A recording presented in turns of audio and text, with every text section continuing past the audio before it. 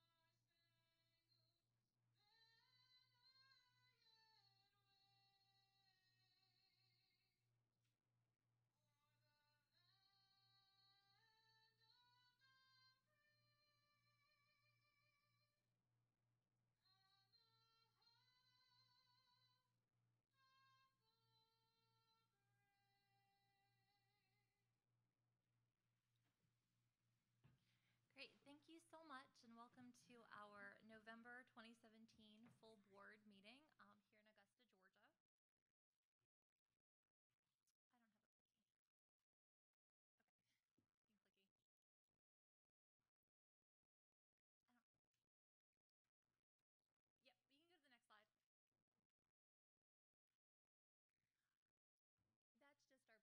Sorry, I'm used to having the monitor, so I'm not trying to look away on purpose.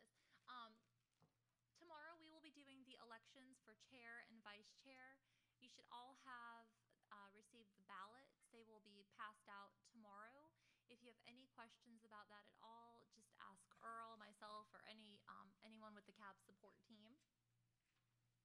I'm sure this is going to come up in the update in a few minutes. One of the things that I just want y'all to just be aware of as we talk about things over the next couple of months is just the liquid waste contract. I'm sure you've seen all of that in the updates that have been emailed to you. The outreach activities that we've been doing over the past year, James, Chelsea, and Federica are great with arranging tours, our public outreach at the tours. I know Eleanor, David, Gil, all have been there and have handed out materials to people at the tours. It's a great way to possibly look at new members, but also I think it helps just share our mission of the CAB to people who are there and who are really interested. And then I'm gonna, before I turn it over, I wanted y'all to make sure that you got the email with the minutes. If you want to make sure that you read over the minutes, especially where your name is, you can do that find search and make sure that everything is correct. If you do have any changes to the minutes, please submit those to Chelsea, Federica, or James, and then just CC Earl and I so we can make sure that they are accurately reflected. Last month, Earl and James actually went to the full chairs committee meeting in Hanford, and I'm going to turn it over to them for a couple of minutes just to talk about what came out of that meeting.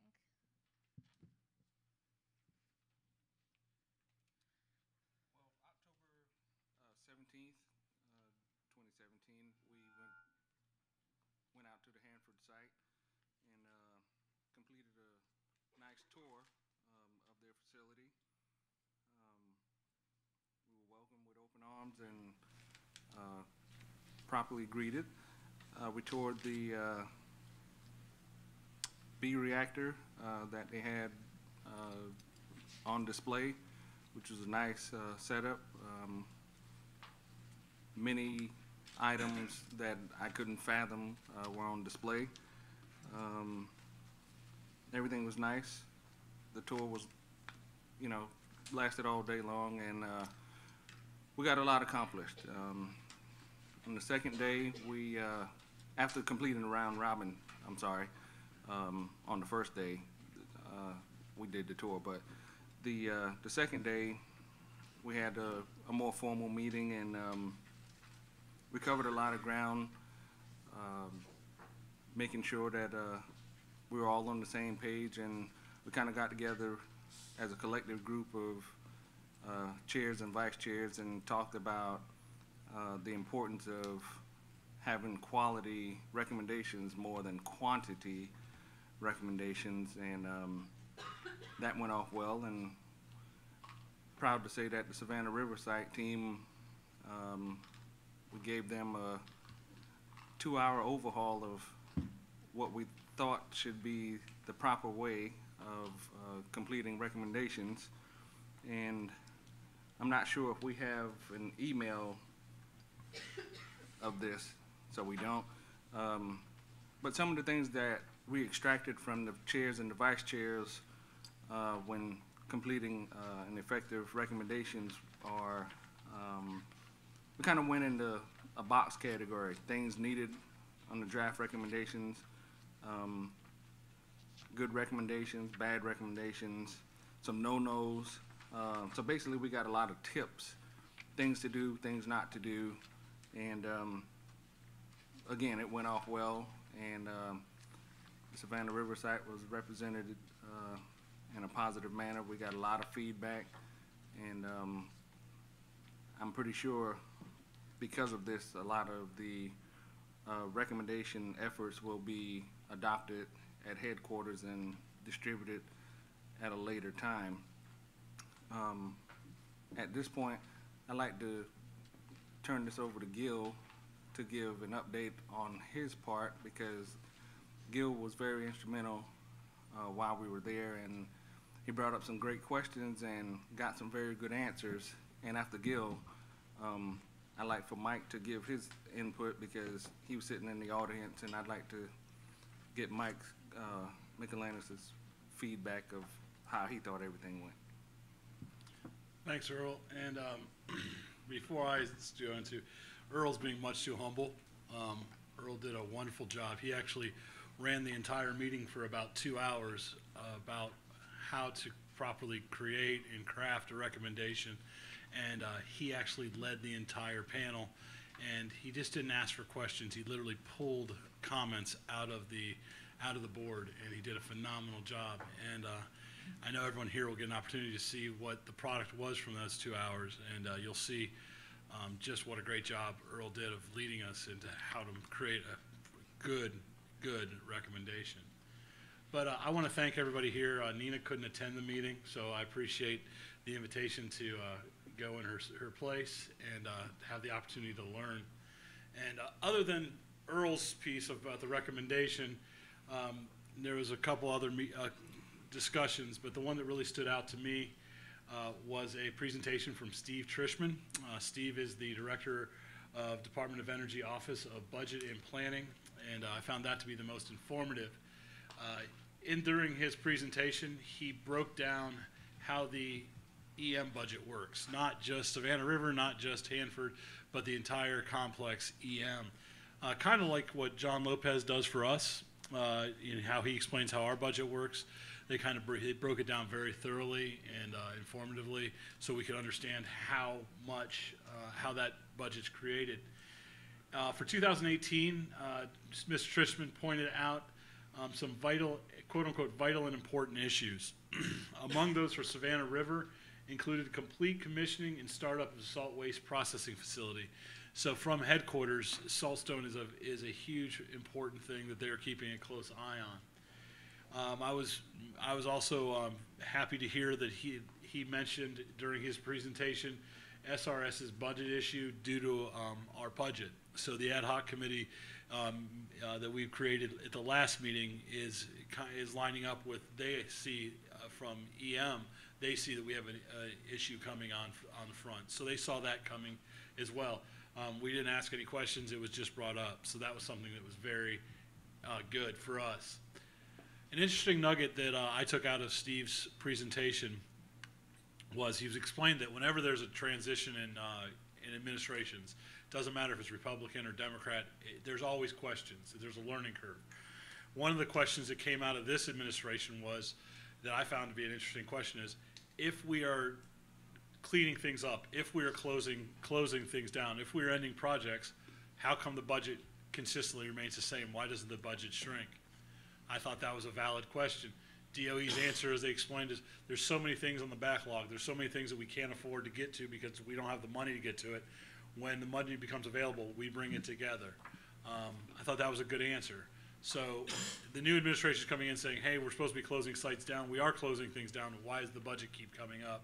And I thought that was just an interesting nugget that came out of it. But an interesting thing to me was this was the first time that I recall being able to see the entire EM budget. Not just Savannah River site, but the entire budget. Some things that stood out to me, we've heard the number before. The entire EM budget is approximately $6.5 billion annually. Well, I didn't realize when you take Savannah River site and you take Hanford out in Washington, when you combine those two budgets, Hanford's asked and Savannah River site's asked for a total of $3,752,324,000, or in other words, 58.5% of the budget. Over half the budget is asked for by Hanford and SRS, and I didn't realize that we were so much larger than these two sites were so much larger than all the others.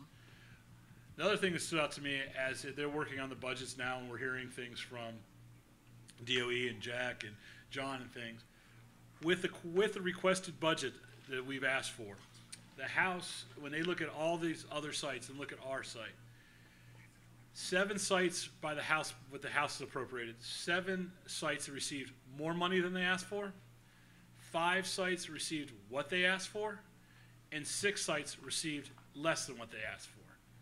On the Senate side, 7 sites asked for what they got higher than what they asked for, 9 received what they asked for, and then 2 sites received less than what they asked for.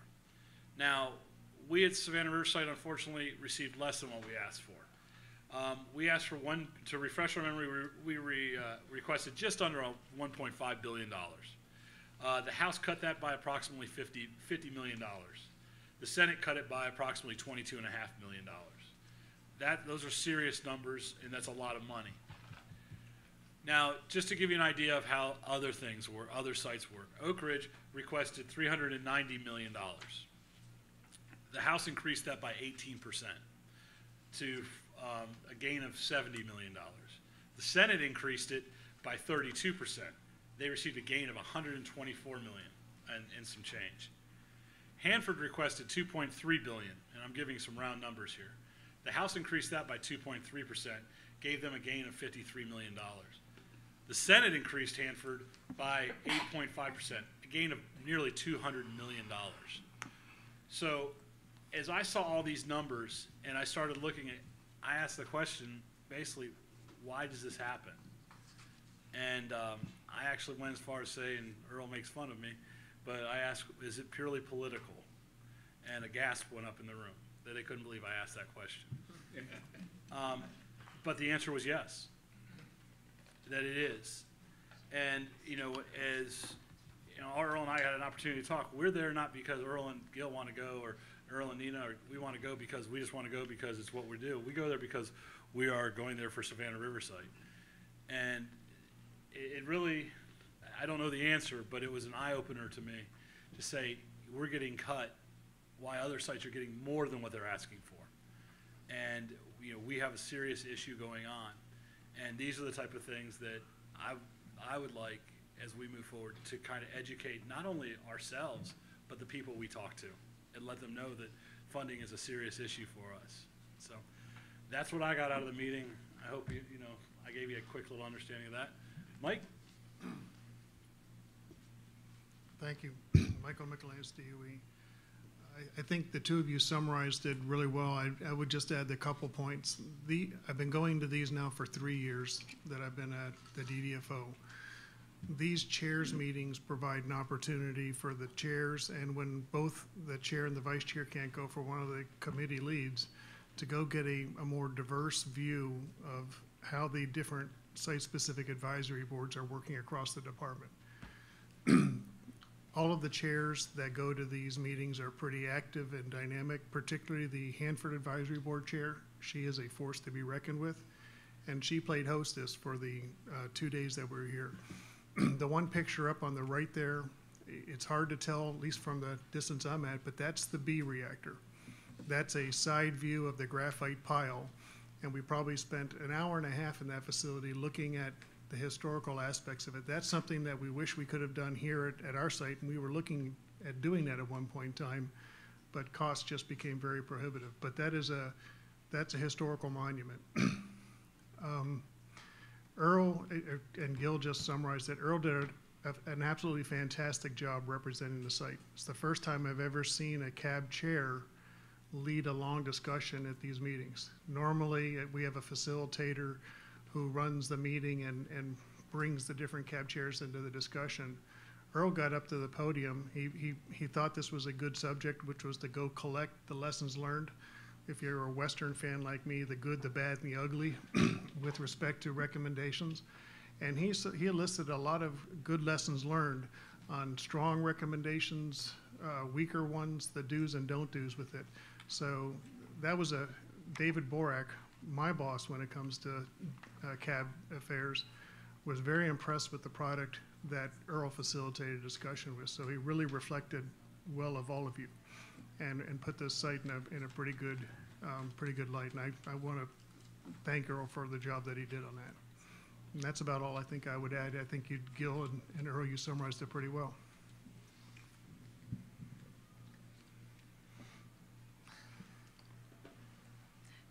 Thank you all so much. Chelsea, you want to switch to the next slide? This is just one that we've looked at before. This is our last full board meeting of 2017. I hope these are things that will continue for 2018, making sure as CAB members that when you join your committee, you are focused on your committee and you are present at your committee, and you put forth the effort that it takes to make the whole CAB work effectively. Next slide. We can go. You can go to the next one. And then Earl is going to be picking a place for lunch tomorrow for our group lunch. So he's going to be announcing that at some point during the day. Reinhardt's. Yes, we're going to Reinhardt's, not Olive Garden tomorrow. So we'll be meeting there for lunch on our break. And then I'm going to turn it over to James, who's going to go over the meeting rules and go over the agenda. And thank you all so much for coming today. Okay, thank you, Nina, Earl, Gil. That was a great update. Real quick, I wanted to go over the meeting rules with you. We're going to ask that you hold all questions and comments to the end of the presentation. That applies a little bit more to yesterday than it does to today, but we'll also hold that for the agency updates that we're going to hear. I'm going to ask that you help us adhere to the agenda timeline. That means that we're going to stay on topic and not hop around all over the place. Do not dominate the discussion or have side conversations, please. Your side conversations will get picked up by the microphones. We ask that you state your name and affiliation before you speak, just so that we can have accurate minutes transcriptions. Please listen to and respect other people's points of views. Participate and ask questions to seek clarification. Make your comments at a microphone if you would. Make sure that you're speaking directly into it. And please put your phones and pagers not just on silent, but maybe off to the side if you can. Let's be physically present and mentally present here in the room and respect everyone if we can. Anybody have any questions about the rules today? No? Okay. Going over the agenda quickly, what we have left to do is we're going to hear the agenda updates. Terry's here to give a DOE update, and then Shelley is here for DHEC. Then we'll go and have a short break if we need to. We'll go into the committee updates. We're going to add one today. Tom French is going to update you on what they did at the ad hoc committee meeting a few weeks ago. After that, we'll go into the draft recommendation discussion. We'll discuss the 3 drafts that y'all have, see if we need to make any changes, see how we feel about them. And then we'll have a demo before we do some public comments. We're going to demo an electronic voting system for you today and give you a chance to put your hands on it and see how you feel about it. You know, we all know that there was some miscommunications and some irregularities when we did some voting in September in Charleston. I don't think anyone was a fan of that. We thought maybe, what can we do to fix it? And so we came up with a plan to give you some electronic voting clickers in your hands. We're going to put them, let you try it today, see how it feels, give you a brief tutorial. I think you'll see that they're really straightforward. They're very easy to use. And if you have any questions on those, I'll be happy to field everything that you've got. We'll make sure that we hit a public comment period at 4:45. If we're still doing the demo, we'll pause the demo for a little while. We'll do public comments, so we'll come back, and then we'll close out for the day. Any questions? Admin and outreach. Admin and outreach. Please make sure that you attend, if you're on the admin and outreach committee, that you attend that meeting today. That'll be after this meeting in the conference room right next door to us. So if you're on that committee, if you're not sure if you're on that committee, please let me know. I can tell you. Okay. Any questions about the agenda or meeting rules or where we're at today? Mr. Spears, what's DOE doing? Thank you, James. Terry Spears with Department of Energy. It's a pleasure to be here with everyone this afternoon on a beautiful fall day in Augusta. And my plan is to give you the agency update, and also following that I have a brief presentation that I want to give you on the Savannah River site initiatives that were input into the Office of Environmental Management's 45-day review. First, I'd like to congratulate our CAB co-DDFO, Michael Mikolanis. Recently, Mike was designated as the Assistant Manager for Nuclear Material Stabilization. As you recall, Pat McGuire vacated that position upon his retirement some months ago. Michael has the requisite skills and abilities and knowledge, and has now taken on that role. That's effective October 29th, so going forward that will be his job. He's also remaining as your CAB co-DDFO, Deputy Designated Federal Official. So please congratulate Michael on his new role at the site when you get an opportunity. I also want to congratulate Jim Folk. Just recently, last week I believe, Jim received his designation from headquarters also as the CAB DDFO. So he will be supporting Michael going forward. Together they will work to help manage the activities of the CAB. And so you'll be seeing Jim more frequently and sitting at the table from time to time here as Michael's counterpart here as a co-DDFO. We cut Pam loose, Pam Marks, who had been the designated co-DDFO. We cut her loose to basically focus on the SWPF in this period where we're hot and heavy into commissioning and startup of that plant. So you'll see Pam from time to time as it relates to the SWPF, but she's basically focusing now on that role, and Jim will take her place with Michael. As you're probably aware from reading the papers, if nothing else, the strike by our security force has ended. The union and the contractor, Centera, came to mutually agreeable terms, and the members are pretty much back to their usual duties now. So there was a brief readjustment period to get everyone back into a fully qualified status on their jobs with the appropriate training and evaluations prior to putting them on post. As far as our liquid waste contract update, on October 12th, DOE awarded the contract for SRS liquid waste services to Savannah River Eco Management, LLC. 3 proposals were received in that competition in response to the solicitation. The total estimated value of the contract is about $4.7 billion over its life. The base period is 7 years, and that includes a transition period of 90 days with an option period of 3 years following that. As you may be aware, protests of this contract award have been filed with the Government Accountability Office, the GAO, and the GAO can take up to 100 days to adjudicate the protest. Meanwhile, we're not empowered to comment further on the status of the ongoing activities related to that. Once those the protest activities are complete, though, we will issue a notice to proceed, and the 90-day transition phase of the contract will begin. Within 72 hours of that notice, it'll begin. And the contractor will share more information on that contract and moving forward with it at that time. That includes the contractor team members, the organizational structure, key personnel, key commitments, commitments to the community, small business subcontracting, and so forth. Moving on to budget, in FY18, we received FY18 funding through a continuing resolution that keeps us funded through December the 8th. And meanwhile, we continue working with DOE headquarters as the Congress continues to discuss and debate regarding funding levels that will be voted on in the FY18 appropriations bill going forward. In FY19, we're of course now into our budget cycle for FY19. We've submitted our request internally to the Office of Management and Budget for their review and input, and we're awaiting their feedback in the department on that at this time. I'd like to move on now to progress in our programs at the site. In our nuclear materials program, H Canyon continues processing of target residue materials at this time.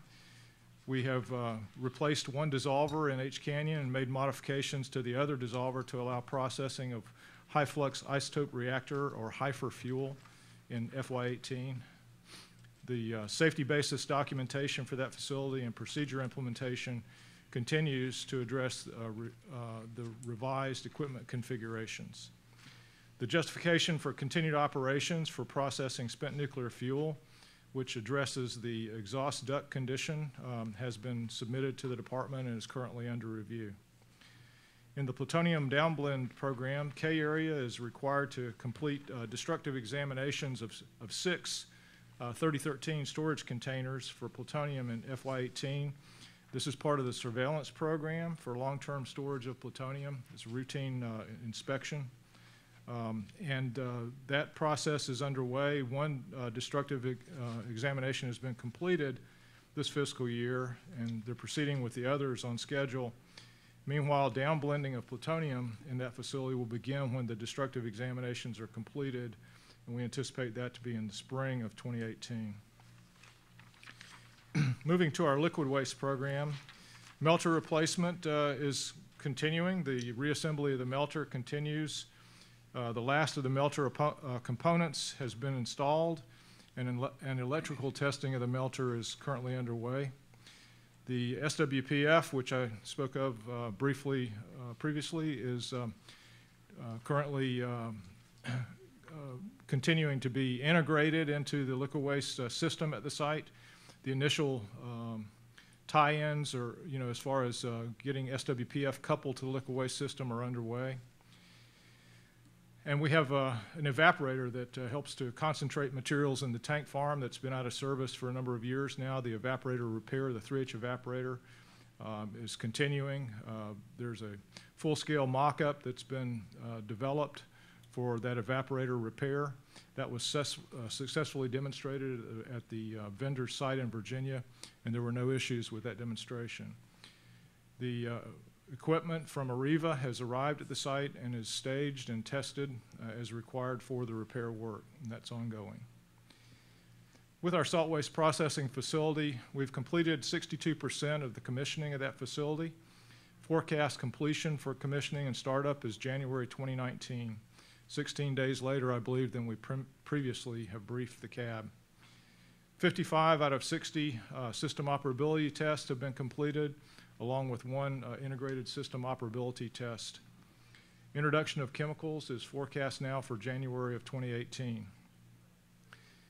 A contract modification between the department, DOE-SR, and Parsons was signed to design and construct the next generation solvent coal chemical feed facility. As you may recall, the next generation solvent provides the capacity for that facility to process beyond its current design capacity in the future. Final design and permitting activities for that feed facility are currently ongoing. With respect to tank closure cesium removal, our supplemental cesium processing capability, Westinghouse, the subcontractor, has completed all fabrication and assembly activities on the ion exchange columns for that unit, the process modular enclosure, and the associated equipment. We expect a factory the factory acceptance test, is currently in progress, and we expect delivery of the unit upon completion of that test. The documented safety analysis for that plant is ongoing, and the demonstration on Tank 10 of the ticker unit is planned for the summer of 2018.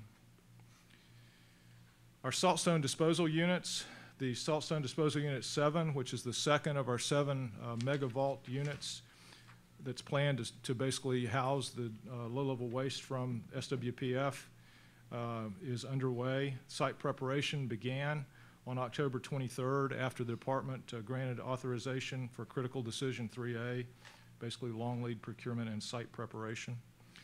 The authorized scope over 13 months now includes relocating an existing trailer complex that's out there in Z area currently, excavating nearly 170,000 cubic yards of dirt, rerouting drainage and utilities and communication systems, and then finally placing the mud mat and the foundation for the SDU. In regulatory space, DOE and DHEC and EPA have reached an agreement on November 8th to suspend FFA high-level waste tank operational closure and bulk waste removal commitments due in 2017 and 2018 until May of 2019. In exchange for that, DOE agreed to accelerate 2 soil and groundwater projects in D area to further improve D area environmental quality. All parties in this agreement share mutual interest to reset tank waste milestones while continuing risk reduction activities. In 2019, the parties intend to seek community involvement through the FFA process before setting new tank waste milestones. Excuse me. On October 25th, South Carolina DHEC conducted a compliance inspection of the site's underground storage tanks, and no findings or issues were noted in that inspection. In our soil and groundwater cleanup program, our D area ash basin project is progressing on schedule. 3 of the 4 basins have been completed, and remaining work includes ash consolidation and application of the geosynthetic cover.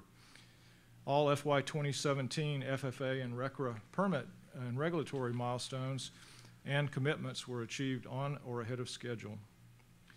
With our Savannah River National Laboratory, Savannah River National Lab, SRNL, delivered an on-dock rail or ODR radiation detection system to the Port of Tacoma, Washington on behalf of the Department of Homeland Security.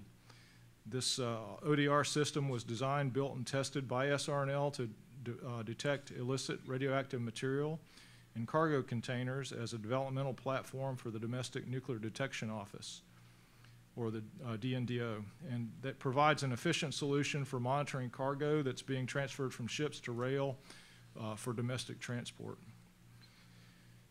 Also, SRNL has screened 16,000 nuclear materials items from SRS for nomination to the National Nuclear Materials Archive, or NNMA. The NNMA is collecting nuclear-related material to help investigators identify material. It allows the U.S. to develop fingerprints for materials that may be discovered in the hands of unauthorized groups or after an event, such as the use of a dirty bomb. SRNL and Oak Ridge National Lab provide primary support to the NNMA, and it's overseen by DOE headquarters. A couple of issues that I want to briefly discuss. One is the H Canyon exhaust tunnel or exhaust duct. In late June, SRNS identified a potential issue with the structural stability of the H Canyon exhaust duct that applies during and after a design basis earthquake. All material processing operations were halted at that time as a conservative measure for safety impact analysis. Target residue material receipts and lab sample results, lab sample returns were the first 2 operations that were analyzed. Following that analysis, they were allowed to resume operations when the safety evaluations were performed and compensatory measures were implemented.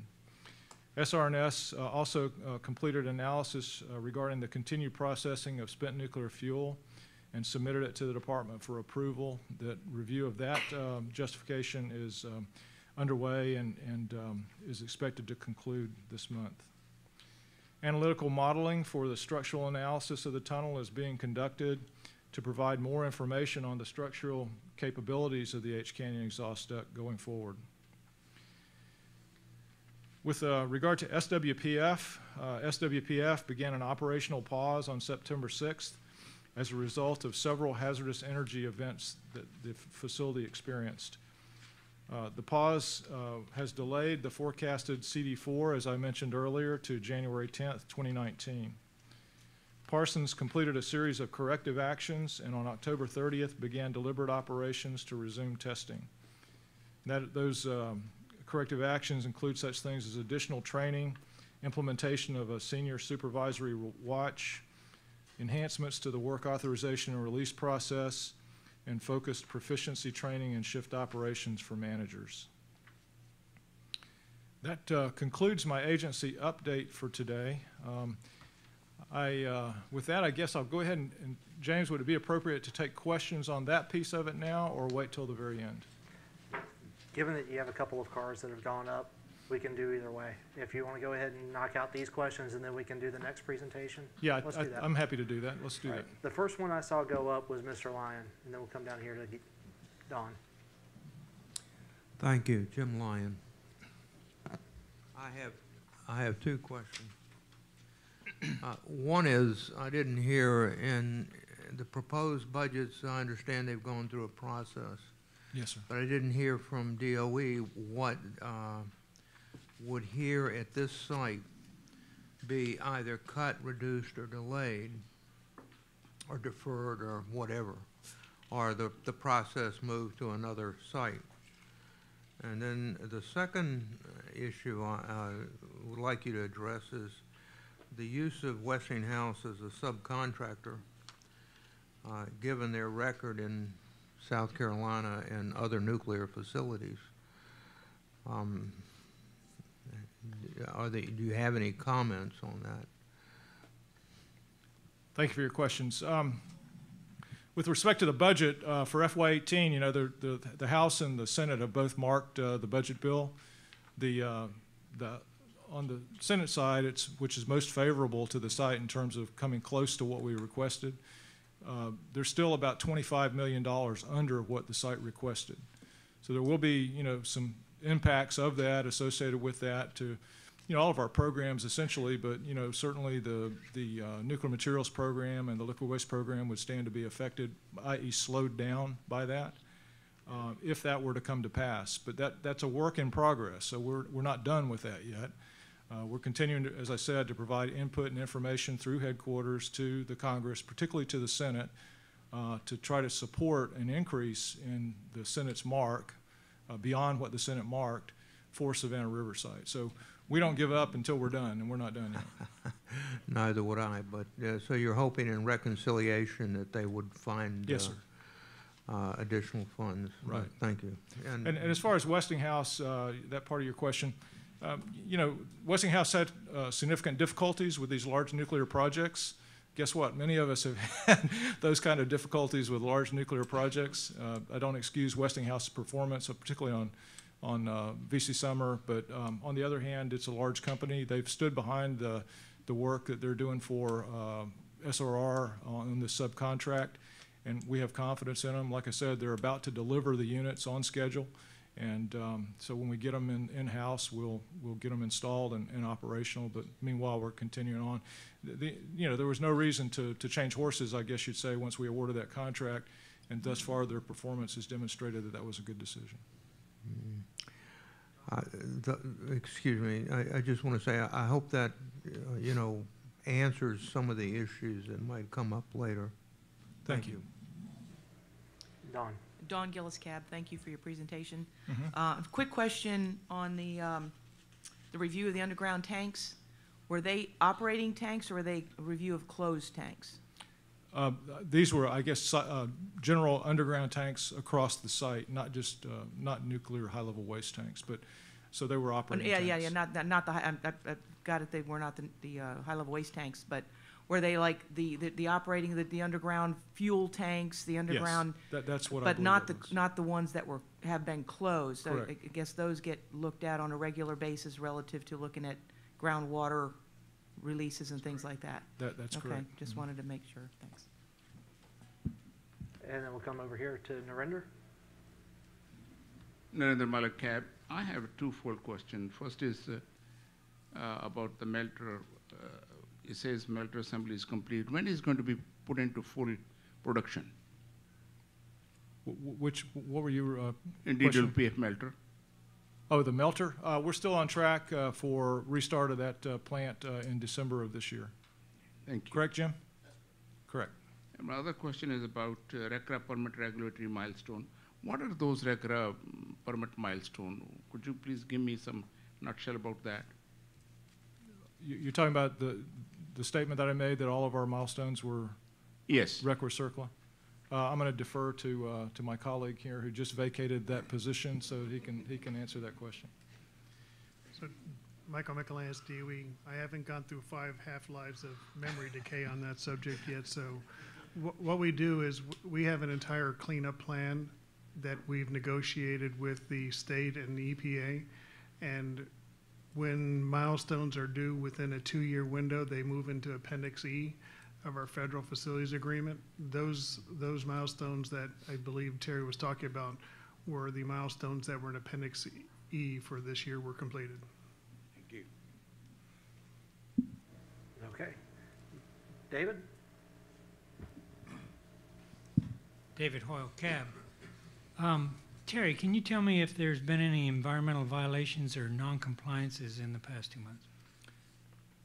Yes, absolutely, Dave. I believe we did have a couple that were that we experienced, and let me see if I can find my notes on those here. We had some anomalies with the compliance samples that we took from Outfalls K-12 and L07A, and those were basically found to have high counts of bacteria, and that was found on October the 9th. So these have been reported to DHEC, I believe, appropriately, and we're awaiting feedback from DHEC on whether or not that will result in an NOV. Have you received any NOVs? No, sir.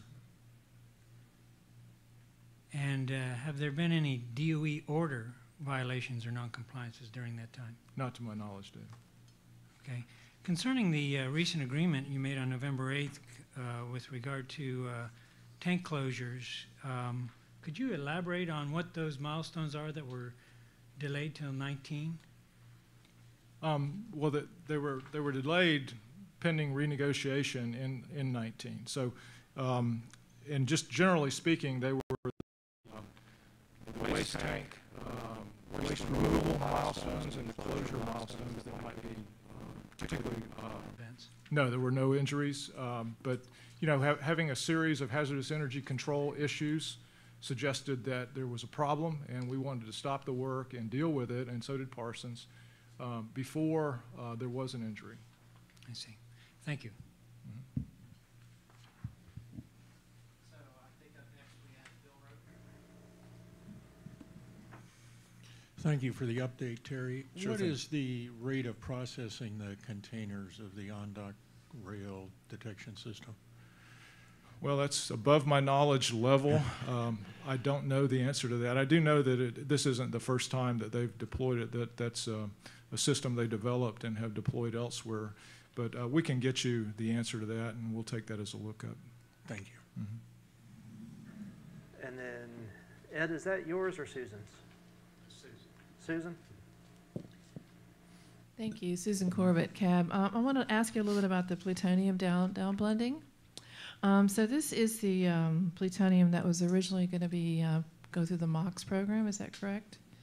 Is that the source of the plutonium? The current downblending campaigns are non-MOXable plutonium. Okay. How much approximately is that? How many metric tons? Yeah, let me get, I've got Alan Gunter here, so I'm going to take advantage of his knowledge of that. So Okay. I see this might be a quiz here, so I'm going to let him Yes, take it's a the quiz. Well, I'm curious. I'm Call always the curious number. about plutonium. Alan Gunner with DOE.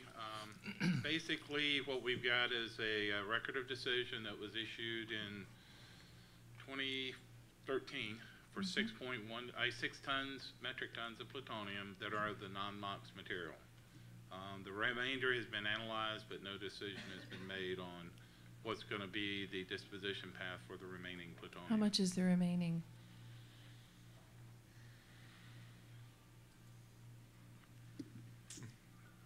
Total of 30 34 additional tons, which includes material not at Savannah River and what is remaining at Savannah River. So, so right now, the downblending is scheduled to begin when the container examination, so the container, the kind of container is being examined and discussed now? Is that what's going on here? We downblended in 2017 some material already, this, last year. Every year we have to do 6 what we call DE destructive examinations on 3013 containers that are in storage in K area. The whole thing there, like Terry mentioned, is to validate the 50-year storage life of those containers. Once we get through with those containers, then we will be opening up additional 3013 containers and downblending that material. Okay. And I know we've done this before, so I'm not going to, I have to go back and look at my notes. So where is this being, where is this, this is eventually supposed to go to WIP, right? Yes, the downblended plutonium, yes. Or is there enough room in WIP for it all to go there, or is there likely that we'll have to go to the permanent repository? No, all this plutonium is scheduled to go to WIP because it's true waste, not high-level waste. Okay. Okay, that's all. All right. Thank you. Okay. Any other questions around the table for Terry on this? All right. Terry, are you ready for part 2? Absolutely. We do have some slides for this, so I'm going to wait till they get up on the screen. And also, you should have copies of the slides. Let's go ahead and flip to the next slide, please. Okay, so as far as background, I think everyone has probably heard of the 45-day review. Head nods? Sort of? No? Okay. So sometime back, as Jim Owendorf took charge as the Acting Assistant Secretary for Environmental Management, he wanted to come in and make a difference, I think, and so just characterize it as that. So he envisioned sort of a new beginning here, and he said, look, he wanted to undertake a 45-day review. He wanted, in that review, the various field sites that reported up to EM to evaluate, come up with ideas and things that could be done and perhaps could be done more efficiently or effectively, and or that needed a decision, okay? And so tee those up. That was his challenge. And there was a very compressed time frame, this 45 days, to do that. It kicked off July the 6th. The goal there, again, was to streamline decision-making in particular and to identify opportunities to improve mission execution, as I said, particularly with regard to things that just were kind of waiting for a decision or an affirmative decision or that could be implemented with a decision. And he wasn't looking for new things. He wasn't looking for us to come up with new things to go do. It was, you know, here's our mission, here's the things we do. How can we do them better? How can we do them faster, cheaper, whatever? And so at SRS, we decided to use this as an opportunity to kind of look at the things that are bread and butter, where our risks were, our highest exposures, and tee those up for some decisions to headquarters. And so we did that. We put them together into ideas and formulated them in the proper, put them in the proper perspective and put them forth to headquarters EM. And I'll talk to those here today. And bottom line there, you see the bolded bullet, but you know, we recognize that the CAB shares our commitment to cleanup, and so we want to make sure that you're aware of these ideas that we put forward and what the decision bases are and what decisions we're looking for from EM and from higher level authorities if necessary, and then seek your input and your active engagement. And each of these initiatives that I'll go through just briefly in a second has an owner at Savannah River. Principally, it would be the assistant manager or someone in their staff who basically is close to these issues, and again, you'll see them in just a minute, that is the owner of those. And so, we can continue to have those folks talk to you about status, progress, or further elaborate on the ideas. My goal today is just tee them up for your information. Next slide. So these are the kind of things that EM was looking for, just to recap on that. Things that were ripe for regulatory reform, improved implementation of the NEPA process, improving administration of EM grants, et cetera, private-public partnerships that were potential for approval and moving forward with, and then improving the effectiveness of our public outreach and the effectiveness of decision-making. Next slide, please.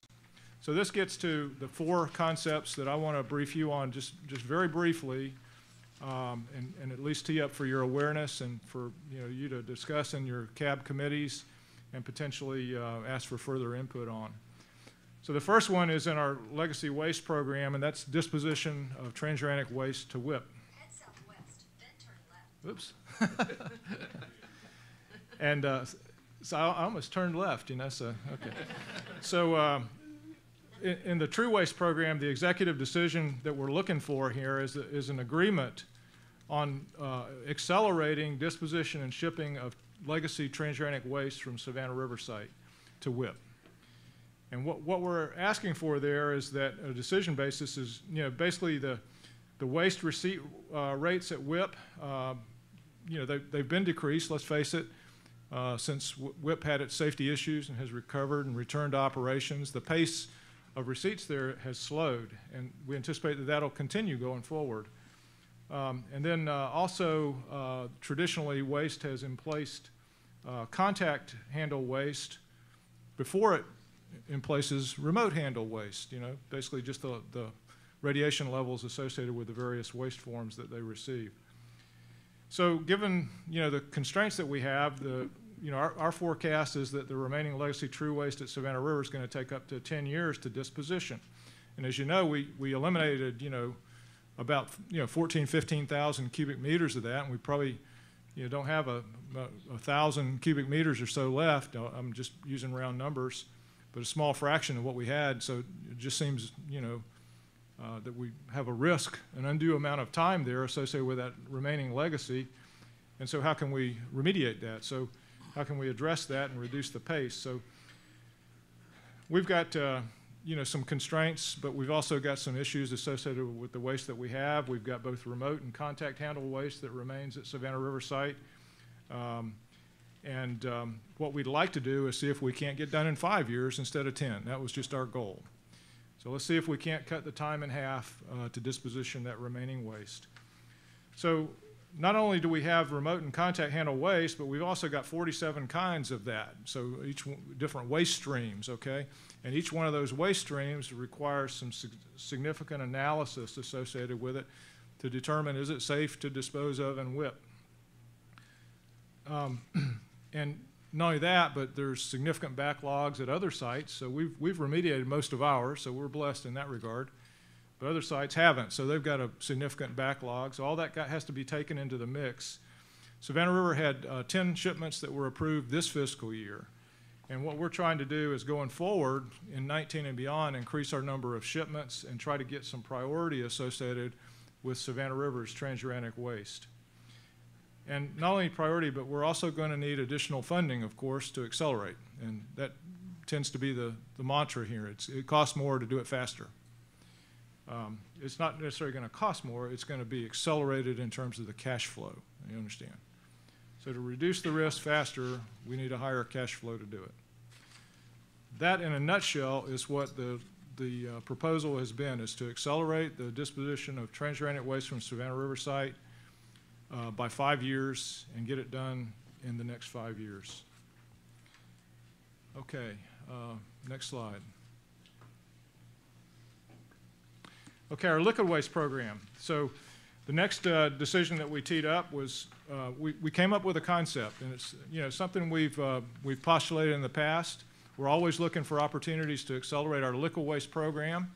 So we saw this as an opportunity to propose a faster completion of that program with the attendant reduction in risk being accelerated as well. So what we've proposed is essentially a 15-year completion program to get the liquid waste tanks emptied, cleaned up, and closed in 15 years. And you can see there in that first bullet, talks about the first 5 years, that as far as milestones, the first 5 years, we want to get to a point where we can partially close F-tank farm and complete bulk waste removal from the H-tank farm. The second 5 years, up to year 10, we envisioned that we would complete the operational closure of F-Tank Farm. And then year 15, we complete the entire program. So what we're focusing on there is prioritizing the F-Tank Farm, getting it done, getting out of it, and then moving on to get the rest of the program completed within the next 5 years, total of 15 years. You know, and our decision basis there was that, you know, this is, in fact, EM's highest priority. What we're proposing is to make it EM's highest priority and the site's highest priority, and, you know, basically to approve the incremental funding that's going to be necessary to get this process done. We believe that we've got all the, you know, the program risk has essentially been wrung out of that system with the completion and startup of the SWPF. It's the last piece of the puzzle. So we have all the facilities online and everything in place to basically use that, operate it at a faster rate, and which is, you know, SWPF was designed to do, and then torque up the support from the system in terms of waste prep and waste feed, and then waste disposal at Saltstone to basically support that. The technology that we have, our experience, and this new liquid waste contract that I mentioned earlier, all would be aligned to support the schedule that we're proposing, and it allows EM then to fully utilize, I guess you'd say, the salt waste processing facility to its highest level of capability that we've already paid for. There are really no known issues. Technologically, we're ready to do this. Operationally and experience-wise, we're ready to do it. The barrier is funding, and again, going back to that same old tune there, it sort of takes money to make money. So in this case, we're anticipating that we would need a $150 to $225 million additional infusion of funds into the liquid waste program between FY's fiscal years 19 and 28 to be able to complete this program within the next 15 years. So that's what we're seeking. Next slide.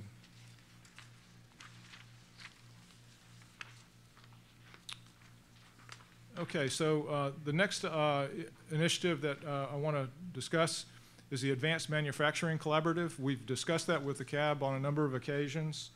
As you may recall, we teed that up and we did the analysis. We've selected developer companies, et cetera. We've penned agreements. We've identified a location for that Advanced Manufacturing Collaborative at the University of South Carolina, Aiken. And we submitted that for decisions within the department. One thing and another, that decision has languished. And we've had a change of administrations, et cetera. And so we're reintroducing the Advanced Manufacturing Collaborative and trying to push it to get a decision to allow us to enter an operating lease as we had originally proposed, moving forward with that and developing that facility at University of South Carolina, Aiken, and then getting it operational and utilizing that plant. The benefits of that plant, of course, accrue to the proximity to academia, industry, and government, and linking those three pieces together with the National Laboratory, we think will have a great deal of power, and there'll be a lot of synergy in that. Will provide benefits not only to the science and the technology, but also to the community at large. So we're pushing that again, and we're hopeful that this time we can get a decision to move that forward. I think I'll just leave that at that. And then the last item, next slide please, is basically in our nuclear materials program, again, with the idea being to do as much as we can, as fast as we can to eliminate risk. We want to maximize the use of H Canyon to process DOE's aluminum-based, highly enriched uranium fuel, spent nuclear fuel. And so we're proposing to go beyond the current mission life cycle of H Canyon, which extends out to 2024, and to continue to operate that plant robustly. It's got over 50 years of operations under its belt. It's a very robust facility. It is pretty well maintained, particularly for a facility of its age. It's been safely operated all these years, and what we want to do is continue to use it and then use it to robustly process spent nuclear fuel from L Basin and get that L Basin as empty as we possibly can during the life cycle of H Canyon. Now, that'll certainly require additional funding going forward, but it'll also eliminate a tremendous amount of risk there from the environment, particularly as posed by that stored spent nuclear fuel. There will be a requirement for some investment there, as we don't want to, you know, H Canyon sends its waste products, its high-level waste, over to Tank 39 in our tank farms. We don't want to extend the life of the tank farms in conflict with that other initiative that we're proposing on a 15-year elimination of high-level waste risk by operating H Canyon longer. So to do that, we're going to have to install a melter in the H Canyon. That's something that we've identified in the past as needed to extend the life cycle of H Canyon, so that would need to be done. And that would allow us then to vitrify the waste products from the canyon in the canyon, which is a good thing. And then certainly the processing of that material would require NEPA considerations, and we're not suggesting that we would bypass that, so we recognize that. Now, each of these initiatives that proposes accelerated funding, just like this one says here, the incremental funding that we would receive in terms of higher cash flow, we anticipate would pay off and reduce the life cycle. So that's certainly the payback there. So reduce life cycle costs and reduce risk. And I think that's what I intended to convey today, was just a brief introduction to the 4 initiatives that we've proposed, kind of give you an idea of what we're asking for and what the kind of decisions, what the basis for those decisions might be and why we've asked for them. And certainly we would be happy to educate the CAB much more as time permits in the committees and at future CAB meetings on these initiatives. With that, I guess I'll take any brief questions, and I know I'm running really long today, and I apologize to my colleagues from DHEC for taking additional time. I think we're going to do okay on time. We started a little late, so, but Dawn. Dawn Gillis, CAB. I was okay until your last bullet. Okay. What about, on the last page, what about the non-aluminum fuels and what can't go through the canyon? Because it says you're going to get out of the L basin. You can't get out of the L basin until everything's gone. Well, there has to be some future decisions made regarding the stainless steel fuels in there, and I agree. That's TBD, and that's future decision. So this is this particular initiative. Let me get Maxine to address that in more detail. So in this initiative, we did address the Idaho swap, which is where Idaho has aluminum base that would come to the Savannah River, and Savannah River's non-aluminum would go to Idaho. So this initiative does include that swap. Good, okay, because it doesn't say it on this little It brief doesn't, thing, but that's what good, would happen. Good, okay, thank you. That's fine. I'm happy. If Don's happy, I'm happy. Mr. Lyon. Regarding the off-site for the lab, have you identified a site? For the Advanced Manufacturing Collaborative, yes, that was announced, gosh, almost 2 years ago probably, but at Aiken, at the University of South Carolina, Aiken campus. I mean, $3 million a year sounds very modest to me. Having worked with the government before, we agree. I hope you get it. Thank you.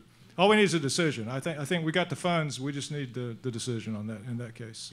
In other words, funds are not the issue. It's someone saying yes. Yes, sir. At some level. Yes, sir. Okay, thank you. Okay. Anything else, Jim? Susan, let's go down to you. Susan Corbett, CAB. So on the decision to accelerate the disposition and shipping of SRS, true waste to WIP, you agree you want to accelerate it, but does that just come from our end, or does that have to come from the WIP end as well?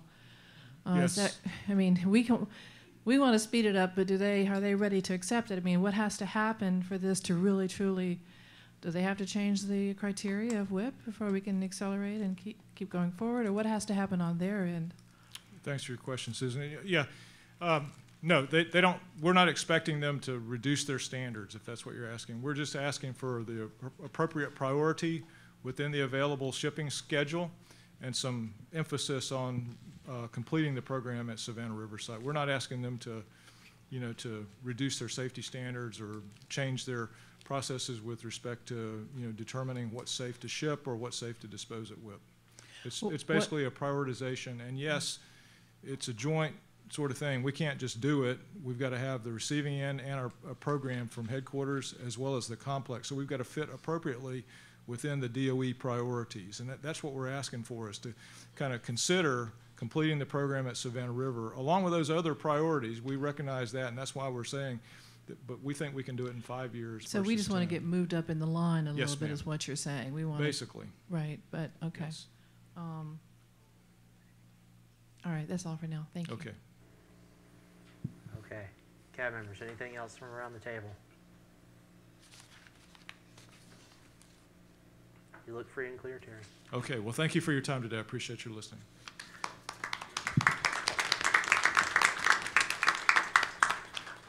Shelley, can you update everyone on DHEC's activities? Yes, I'd be happy to. Shelley Wilson with the South Carolina Department of Health and Environmental Control. So I'll just say right off that that at DHEC we're very pleased that Savannah River site has put forward these as considerations for the 45-day review. And so 3 out of the 4 deal with reducing accumulated waste and material that presents some level of risk at Savannah River site. And so certainly where DHEC is a player in those kinds of decisions, we are very much in line with accelerating that risk reduction at the site. And our goal has always been to work with the site to make that risk reduction go faster for the betterment of the community and the state. So again, we're very pleased to see that these have gone forward, and where we can, we'll certainly support and hope that DOE makes overall the decision and the funding submittals to Congress to go forward with the especially the 3 of the 4 that I mentioned that have to do with risk reduction. So it's great to be here today. So good to see y'all. I'll give you a few DHEC updates and then one Savannah River more specific one. So we've actually started the search for our new DHEC director, and started the process for that. It's going to take a while. It has a lot of different steps, and so I think it probably, if I have to guess, probably will be through the summer of next year that process will take. So it'll still be a while for that selection and vetting process, but of course right now David Wilson is the acting director. He has a lot of Savannah Riverside experience, but that's our process moving forward. So also just wanted to mention to you that DHEC is updating the beachfront jurisdictional lines. So you may not care too much unless you live on the coast or have property on the coast. But we've had a public comment period out for those new proposed lines, which we update based on science every 7 to 10 years. You know, coastlines change. That's nature. And so we have to update according to the best science. And we've actually extended the comment period for those new lines through April 6th of next year. So there's additional time for people to give us information and to talk to us about it and make comments. And then we'll be starting to, certainly receiving those comments and encouraging input through that extended comment period of April 6th of next year. The last time I was here, David Hoyle asked about the western capacity use area, and so just a brief update on that. I mentioned that we have some increased oversight of groundwater on the coastal part of the state, how much is pulled out of the ground in wells, because we just have to keep a closer eye on that part of the state to make sure that those resources are preserved for future generations and future uses. And we're actually now looking at an increased area of oversight in the Aiken area. So it's not just Aiken, It's Aiken, Allendale, Bamberg, Barnwell, Calhoun, Lexington, and Orangeburg. And so, so we've had that for the coast. Now we're looking a little bit inland at those counties and evaluating whether or not we need to have an increased level of oversight for those counties, again, to preserve that resource for future generations. And so we anticipate some more public meetings for that evaluation. It's called the Western Capacity Use Area, and we're evaluating whether or not to establish that Western Capacity Use Area. So you can look for some more public meetings next year, the beginning of 2018, and certainly ask me more about that process if you're interested. Terry did mention that we have come to a revised agreement on milestones for the high-level waste tanks. And again, we focus such a lot of attention there because it's liquid waste, highly radioactive and toxic. It's stored in tanks. Some have leak sites. They were never meant to store waste forever. And so we have some closure dates in the federal facility agreement. It's the tri-party agreement between DOE, DHEC, and EPA. And the last time I was here with you all, I mentioned that we need a reset, a reality update on those tank closure dates. And part of it is lots of different reasons, but part of it was the delay in the startup and operation of the salt waste processing facility. Number of things that have happened since we last set those closure dates back in 2007. And basically, all those things have happened, and it's time for a reset of those closure dates. And we need to incorporate the current status and our reality as of today. And so I also mentioned to you that it's going to take a while. And so we set that agreement between DOE, DHEC, and EPA on November 8th, and that agreement says we're gonna work on it and talk about it and figure out what those new closure dates should be between now and May of 2019. So, like I said, it's taking some time. Part of that is getting the new contract for liquid waste, that selection process, getting whoever is new to come on board and fully evaluate the system so they can play and how those closure dates are set, and we can make sure we're all using the best knowledge and the best models and the best projections of what those new dates should be. But we are planning to be very much in touch with you during that process. There is some community involvement set in the agreement for early 2019, but again, my intention is to keep you aware of what we're doing along the way. So certainly would like your input. And so the milestones that we did have for liquid waste in 17 and 18, what they are is they're suspended, hoping that we all reach agreement in May of 2019 on what the full scope of the tank closure dates should be. So again, please let me know your thoughts and any questions you have as we go through that process. So thank you. Are there any questions for Shelley from around the table? David. David Hoyle, CAB. Shelley, concerning this agreement you all made on the liquid waste closure dates, postponing things till 2019, you got a concession from DOE to accelerate some work in D area, I understand. Yes, that's an important point. Thank you, David. DOE just talked about their 45-day review and some new initiatives, one of which being to try and find some way to accelerate their transuranic legacy waste movement out of Savannah River site.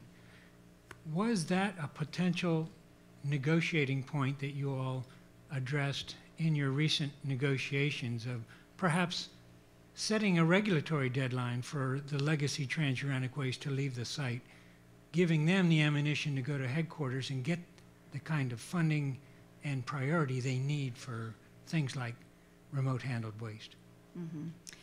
I'm not going to lie, David, I would love to have a regulatory milestone for that. And so always on the lookout for that, but no, we have not gained one, don't currently have a regulatory milestone. The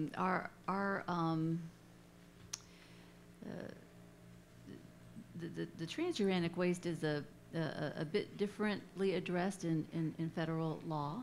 So the bottom line is there is no regulatory milestone for it. Out of the original inventory, about 95% of it has been dispositioned. That's only 5% left. And so, yes, getting that last little 5% disposed of is tantalizing. And again, we're very much in a position to support everything. If there's a way that, regulatorily speaking, we can support that, we certainly will, and encourage it. But we don't have a milestone driver for it. Thank you. All right. Any other questions from around the table? Okay. We have a break scheduled now. Even though we're running a little bit behind, I say let's go ahead and take it. Let's take 10 minutes and be back at 2:35, and then we'll go into the committee updates and then our recommendation discussion. Sound good? All right. 10 minutes.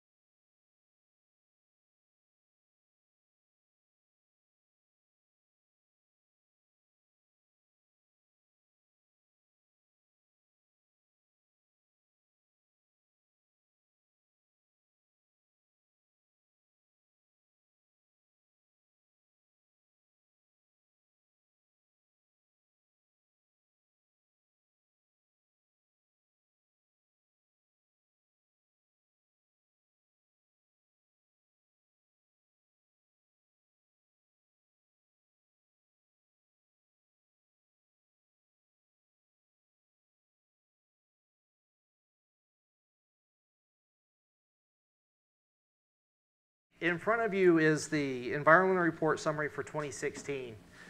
We're not going to cover this today, but something I want you to do is take a look at it. They tried a little bit different format from years past, so for those of you who are familiar with it, we definitely want your input this time around. SRS has actually inserted a small survey for you. They want you to take it with you today, look at it overnight, come back with that survey filled out tomorrow. They're going to do a presentation on the annual environmental report. They'll cover some of the changes that they did in here, but they really want to know what you think about it. They tried to improve the readability of it. They try to make it far more accessible. So all the technical info is still in the large 230 some odd page document that's online, but this is the vehicle by which they want to communicate with the general public. So let them know how they did. How do you see it? How do you interpret the information? If you've got a friend that you're going to talk to tonight, give it to them and let them flip through it. See if they can read it and absorb all the information, or at least part of it. You know, don't make your friends do a whole lot of homework, but see how they absorb the information. Yes, Susan. Susan Corbett, can we get a full copy of this, or how would we get a full copy? So they don't typically print out the full environmental report anymore. They put that online. I think if you want one, you can ask them about it. So make sure when they're here tomorrow that you hold on to that question and ask them about it. The summary is the main. And you said they are going to do a presentation on the full report at some point? Is that what you said? They're giving you a presentation on the environmental report tomorrow. On the full report, not just this? Right. They're not going to go over all 230 pages, but they are going to go over how they collected some of the data and what they found. Just for the record, I think it might be interesting next time or next year is if we get the copy of it first and have time to read it, and then we have a presentation so that we can come back and notate things that we have questions about. It's a lot of information to try and look at the day of. So just Absolutely. the next time, I would love to see it beforehand. We'll see what we can do. Thank you. Bill. I got a notice that it was available. Bill wrote in cab. I got a notice that it was available online. And Susan, it may be available in DVD format too. You can find that out tomorrow. Okay. Thank you. Terry. Terry Spears, DOE. I'll also just point out that the link is included in the back of the summary, so you can refer to that and just kind of peruse it at your pleasure. Yeah. Okay. Any more questions about tonight's very brief but very important homework assignment? Okay. Come back. You have a question? Yeah. Go for it, Joyce. You said the whole schmeal is online, right? But is this little version It is, available yes. online? The summary is available online, and the full report is available online. How many friends have to email it to? Going back for years, too. So you can get tons of input and see how they've progressed over the years and then change their message. Okay. Anything else on that? Do you have an announcement, Nina, or no? We do. We do have an announcement that we found a 1993 ring. Gil, they're trying to. God, it's so not fun, Gil. So not, just take the ring. You can have it.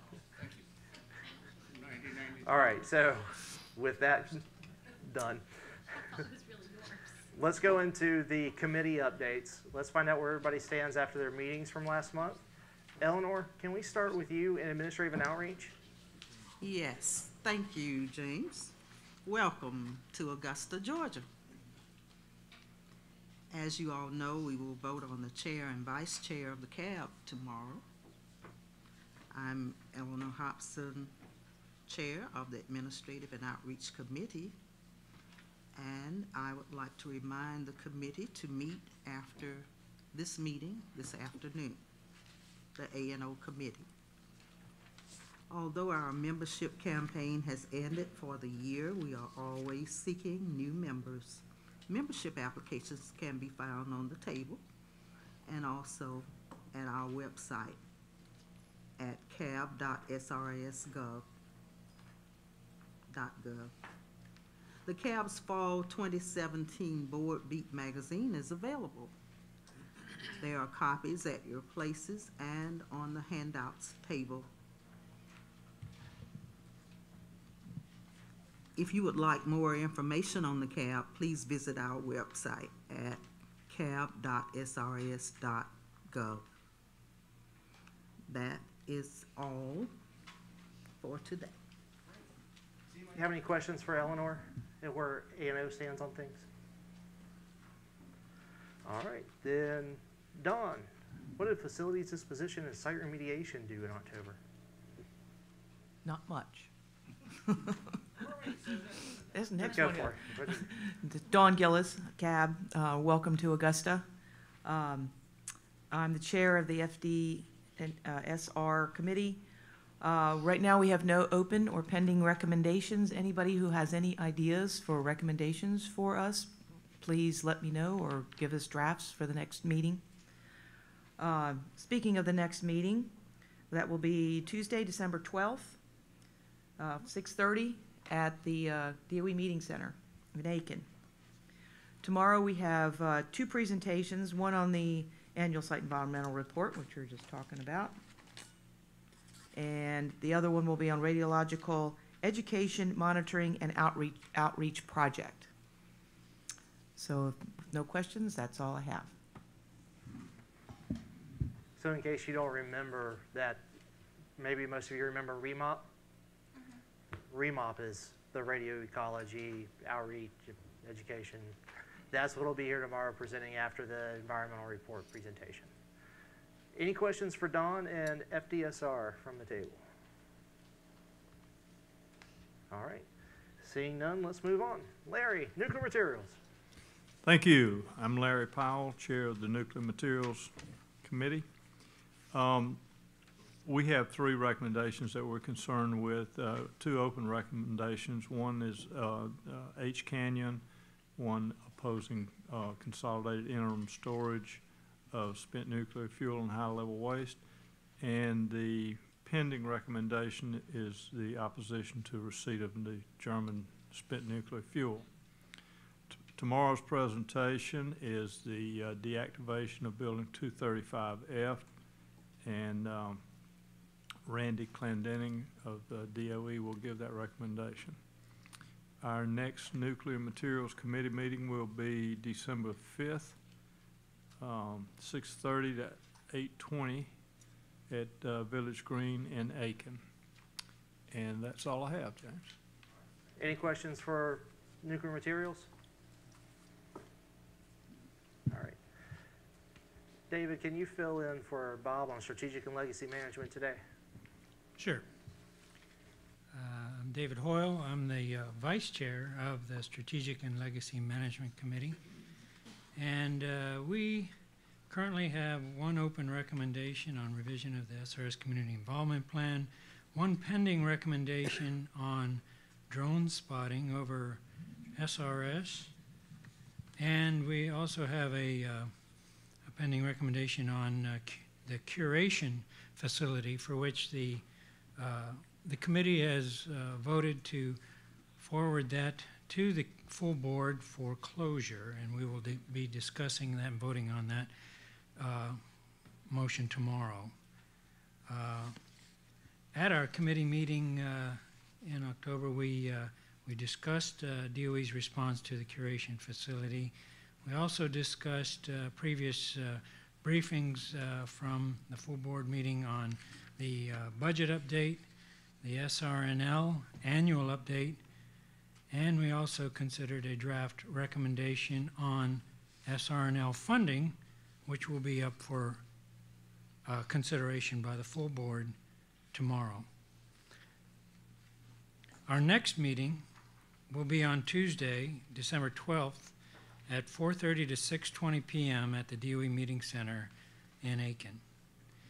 We are sponsoring two presentations tomorrow, one on EM performance metrics and another one on continuous improvement. The continuous improvement will be co-presented by a representative from SRS as well as someone from SRR. Any questions? No? Okay. Gil?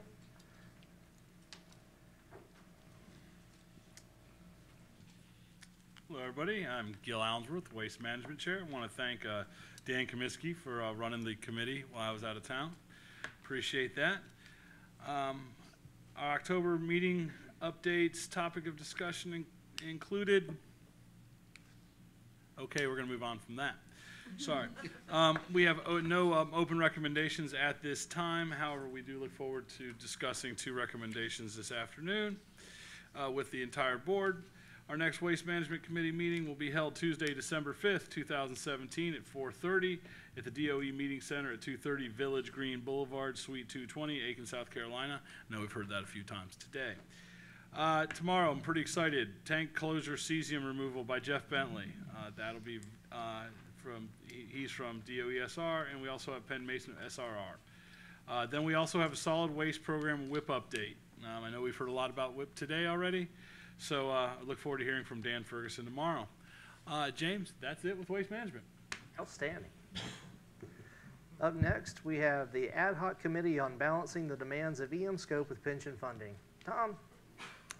Thanks. We had our first meeting, and I was elected chairman, and Gil was elected co-chairman, and then we discussed the recommendation, the draft recommendation that we put together, and how would we proceed.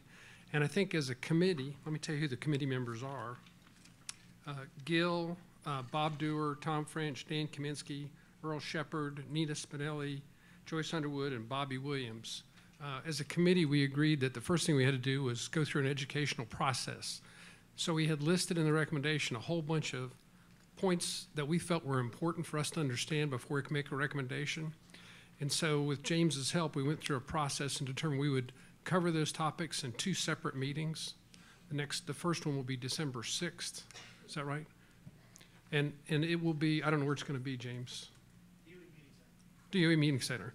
And so what we're going to do is we will have people come in and help the committee and anybody else that wants to come understand all the background of the pension. Once we get through the educational process, the committee decided that what we need to do is really refine and understand the levers that DOE has at its disposal to make adjustments to the pension. And so I think that's going to be the hard part. The nice thing about this committee is it comes with built-in term limits. So by May, it's gone.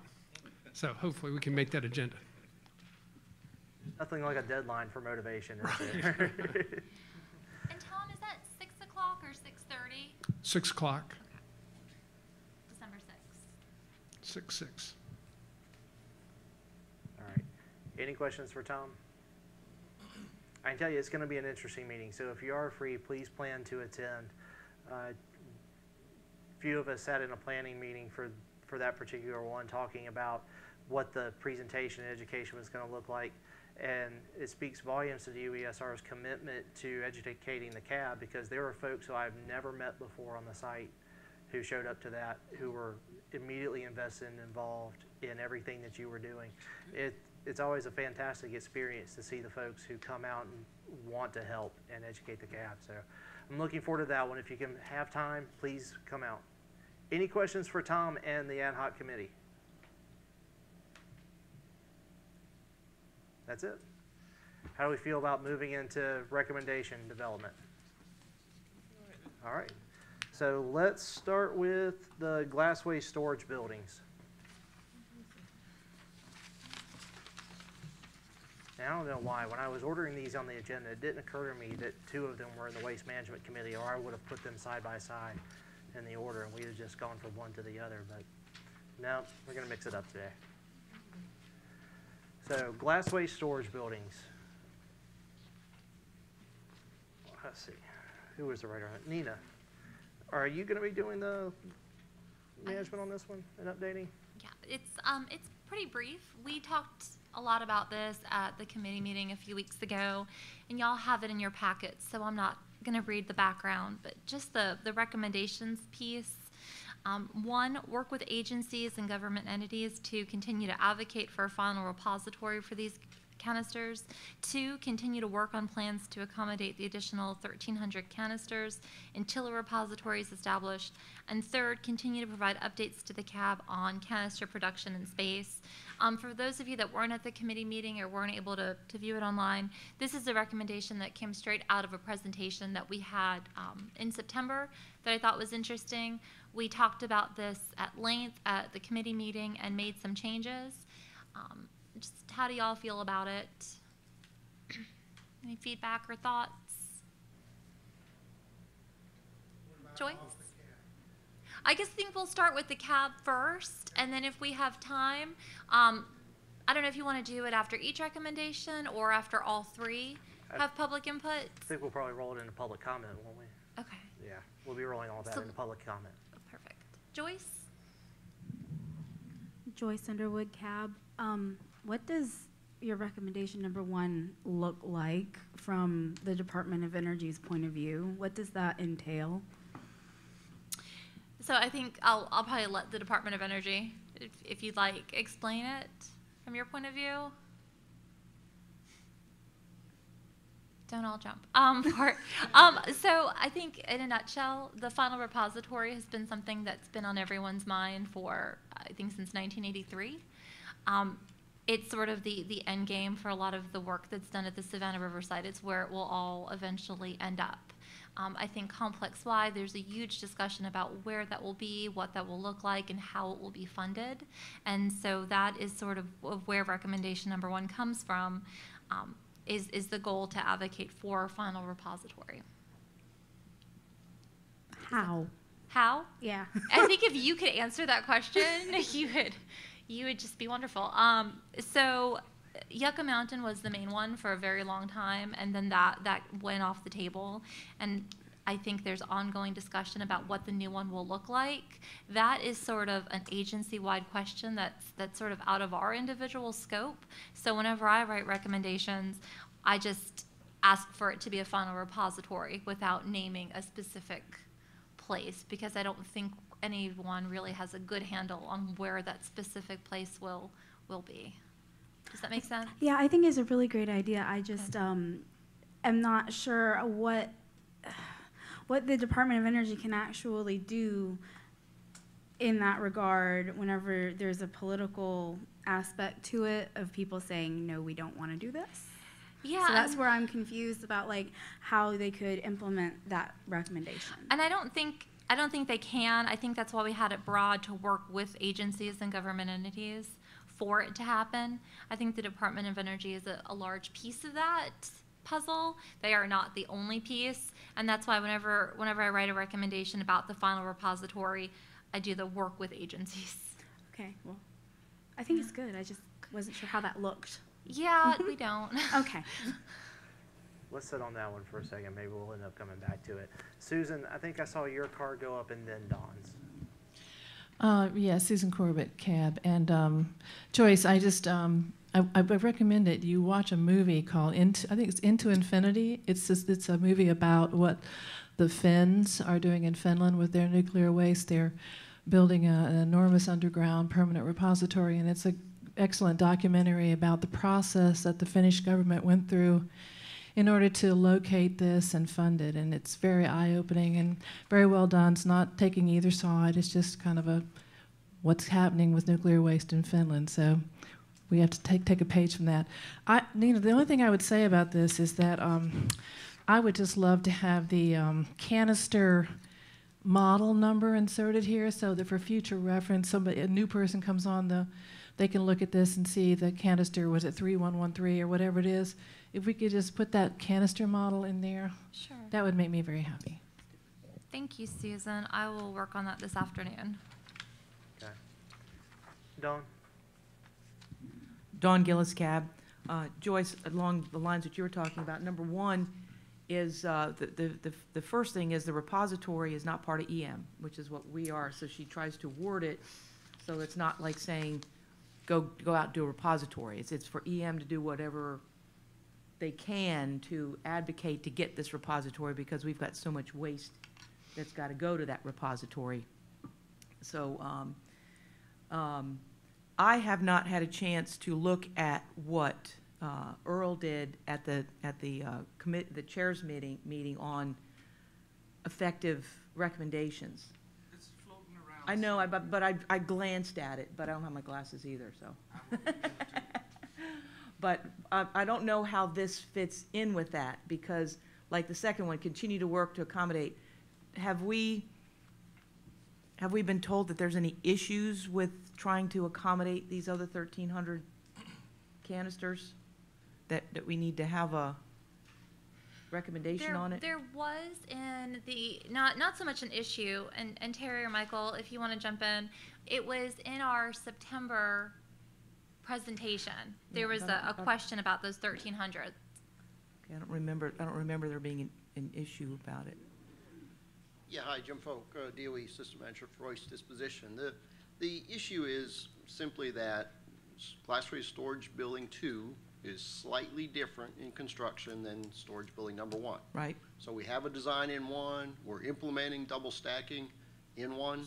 Not sure yet whether we can do that with Class Waste Storage Building Number 2. So if you double stack one, you single stack number 2, you're left with this roughly 1,300 canisters. So you'd have to have a 3. Or a pad, and it's referenced here. There may be something else needed. We may still be able to go back and double stack number 2, just haven't fully developed that thought yet. That's what that's referring to. Okay. Any other questions or comments from the cab on this one? Well, how do we feel about it? Is this something that we want to take for a vote tomorrow? Don't everybody speak at once. I cannot keep up. Yes. Yes. Yes. This is what you want to do tomorrow? Yes. Are there any other additional changes? I know that you're going to put in, work with DOE and see if you can't find a model number to insert into For the canister number. Mm-hmm. So is there anything else that we need to tackle regarding this recommendation? Any concerns that you want to voice? Thoughts, opinions? It doesn't just have to be changes.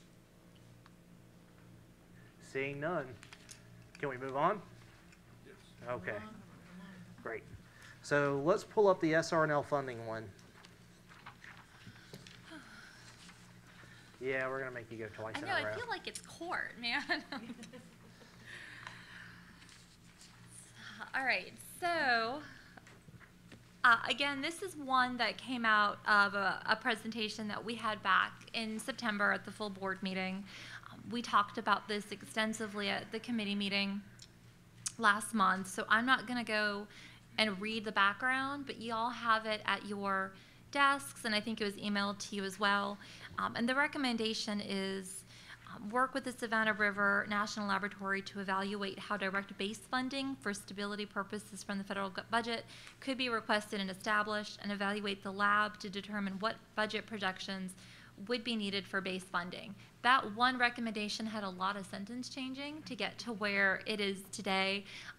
Essentially what it comes down to is that a presentation we had, the Savannah River National Lab is, I think, it might be the only one or one of the only ones that doesn't have base funding, where all of the funding comes from projects and associated ways that they earn money. And there are pros and cons of that.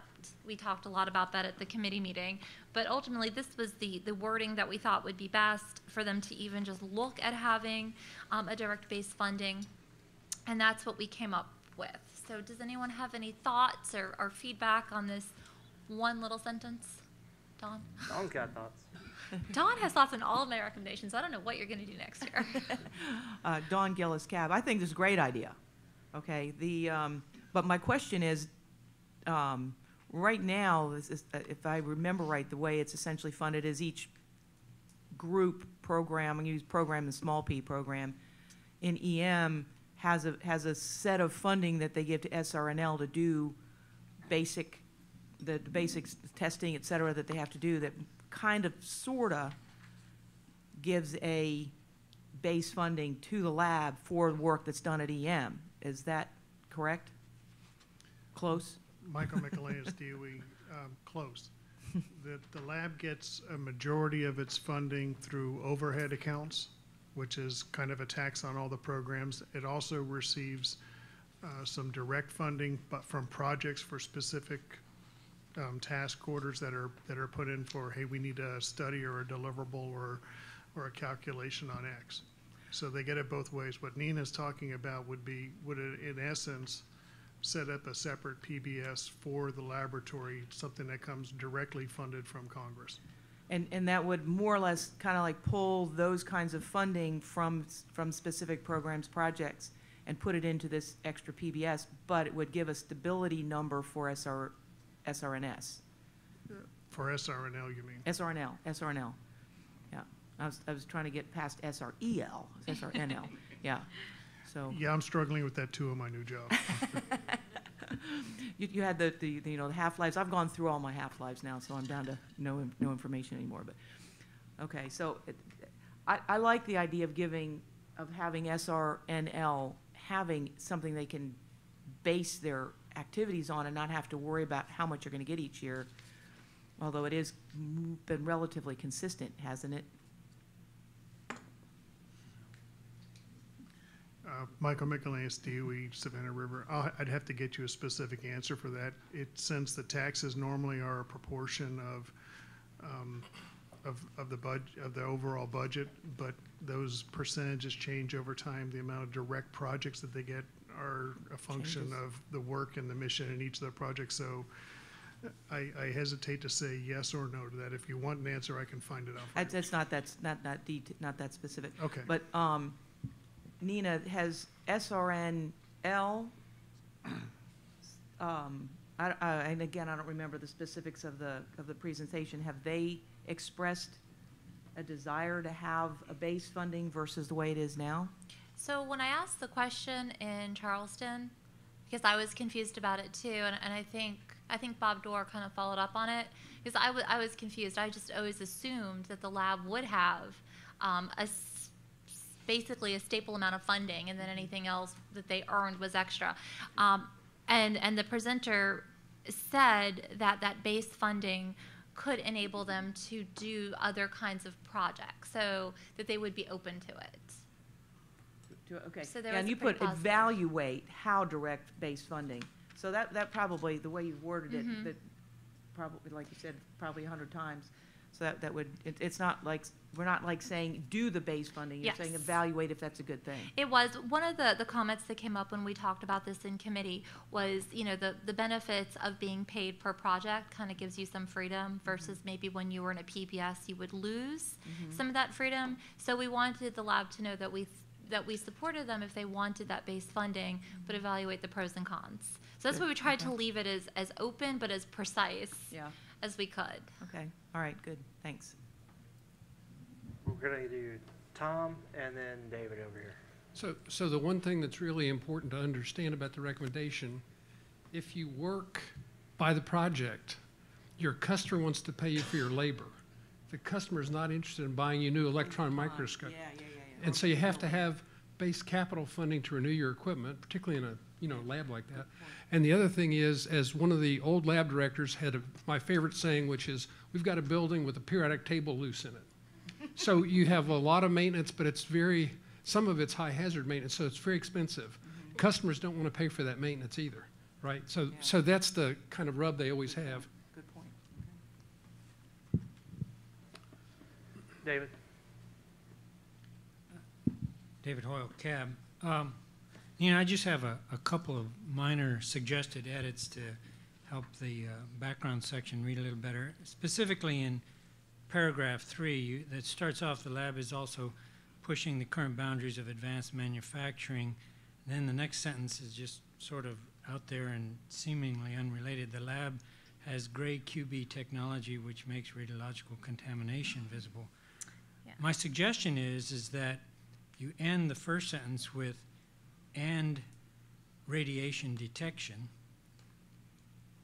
and the next sentence, the second sentence, begin with, "For example, the lab has gray QB technology." Yeah, that's perfect. Thank you. I think that sentence, if I'm remembering, had a lot of other background stuff that went with it, and I think we tried to cut some of that down to get it onto one page, and I think I probably just put a period there. Right. So that makes it a lot cleaner. Thank you. one more suggestion on the third sentence, which says, recently, the evaporator in the high-level waste tank. The evaporator isn't in a tank, but it is in the tank farm. So I suggest just adding farm after tank. Okay. That's all. Did that get on there? Okay. Okay. Any other comments regarding this one? Joyce has some. Yeah, I have a question. It's not about the recommendation. I'm sorry, Joyce Underwood Cab. This isn't about the recommendation so much as how it's written, because I don't know.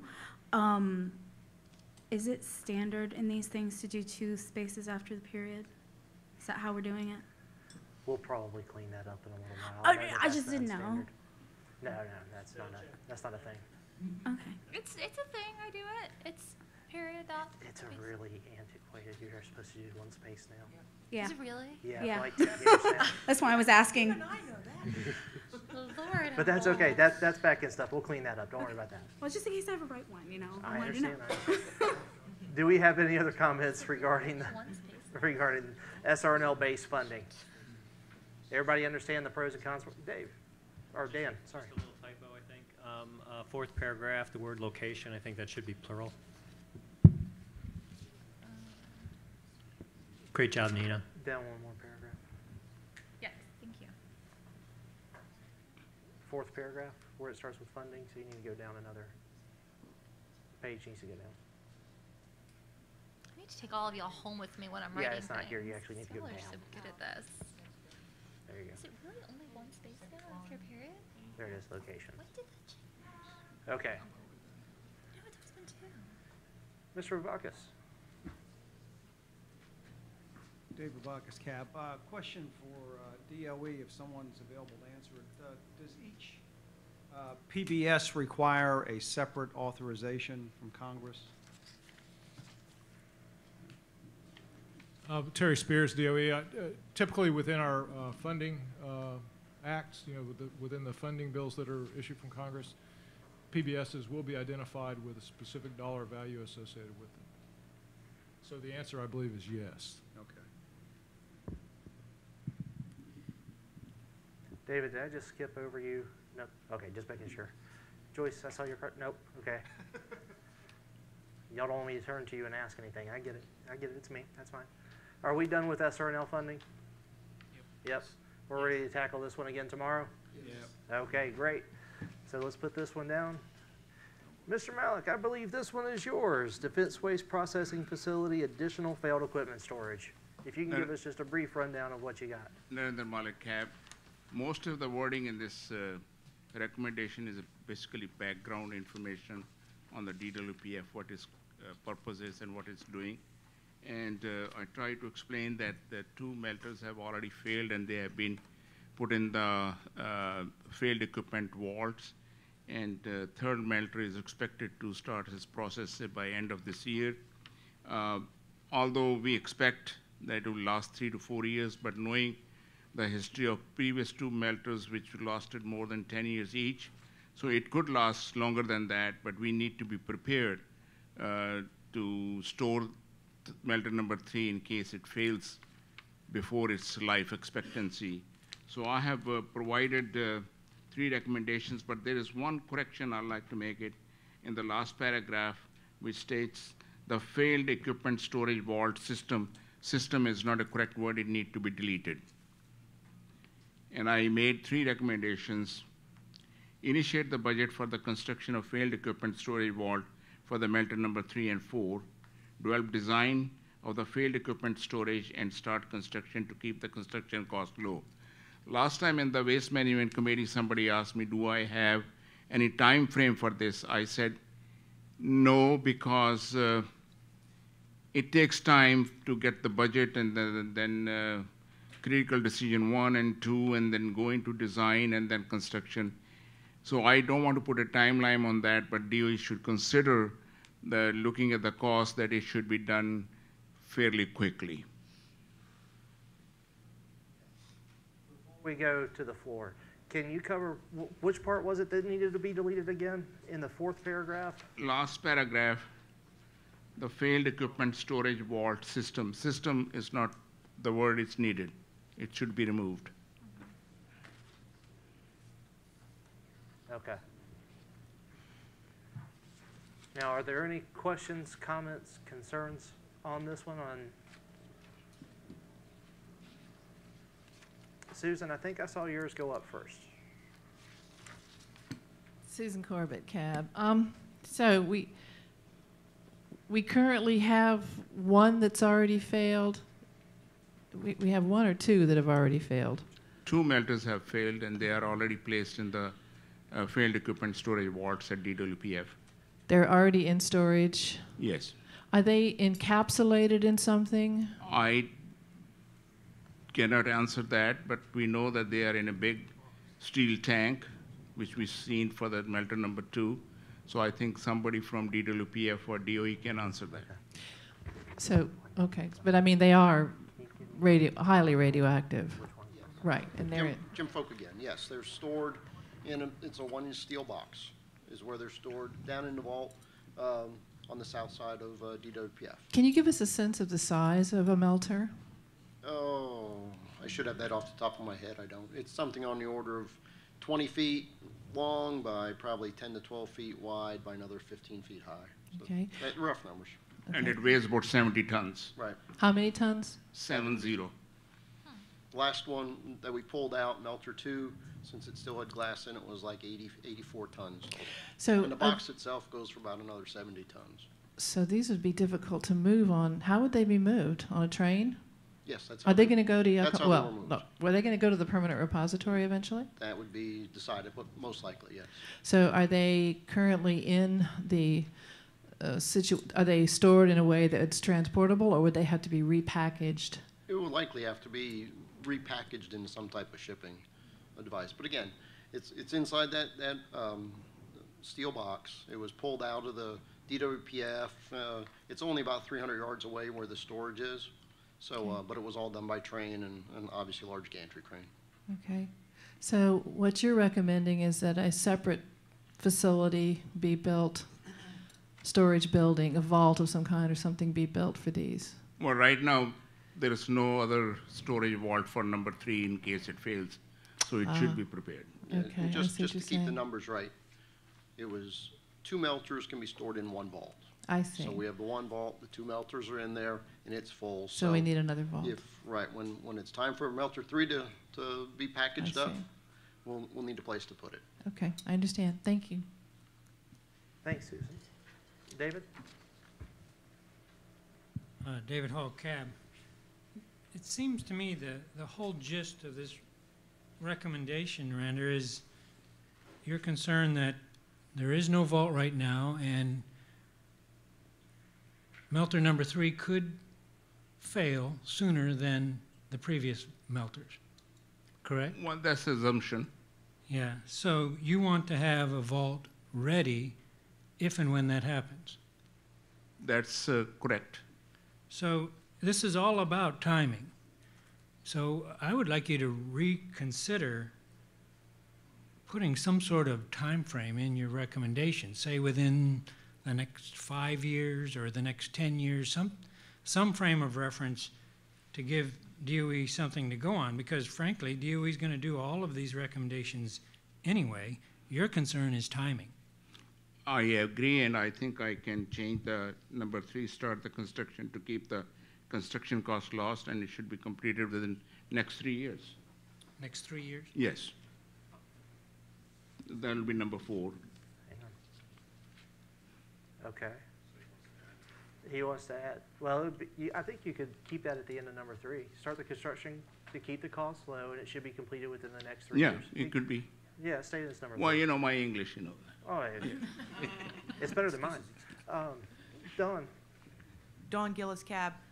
Correct me if I'm wrong, but isn't the design life of these melters actually 2 years, even though the first one lasted like 13 years or something like that? Isn't the design life actually only 2 years? Yes. Terry Spears, DOE, yeah, it's very short. It's 2 to 4 years, depending on who you ask. But So really if they're 2 to 4 years, we would, I mean, the history shows that the other two have, well, the first one lasted a long time. The second one was just put in. Yeah. But if it's only a 2-year design life, you should have a vault ready before the design life is expected to end. Well, Terry Spears again. So even though that was the original design expectation, the operations, we've realized that they do in fact last a lot longer. That's not to say that you won't have a component that fails in 3 weeks. I mean, you never know. So I think that's the point, I think, is that with the uncertainty associated with operating a complex component like a melter, the desire is to have a failed equipment storage vault that could receive it should that be necessary. And about how long would it actually take? If you started today and say, okay, we need to put in another vault, is that a 6-month or a 6-year process? It would be a large capital project. I don't know exactly how long it would be, but it wouldn't be days, weeks, or months. Yeah, exactly. That's kind of my point. So if there's nothing even started now, this is a very good point, Narendra, and I think 3 years is too long. That it needs to be in sooner than 3 years. Excuse me, that is my assumption, but since I'm not a construction engineer, so I don't know how long it'll take to design. So I just thought about 3 years because I put in my text that it's basically designed for 3 to 4 years, so it can fail because of the mechanical equipment. Although the DDFO engineers, they have been very genius, and they have been modifying it and extending the life. So based on that, I thought probably 3 years will be okay. Yeah, it's just that it'll take longer than probably take longer than 2 years from the time that with funding and everything else that goes on to actually get that vault operational.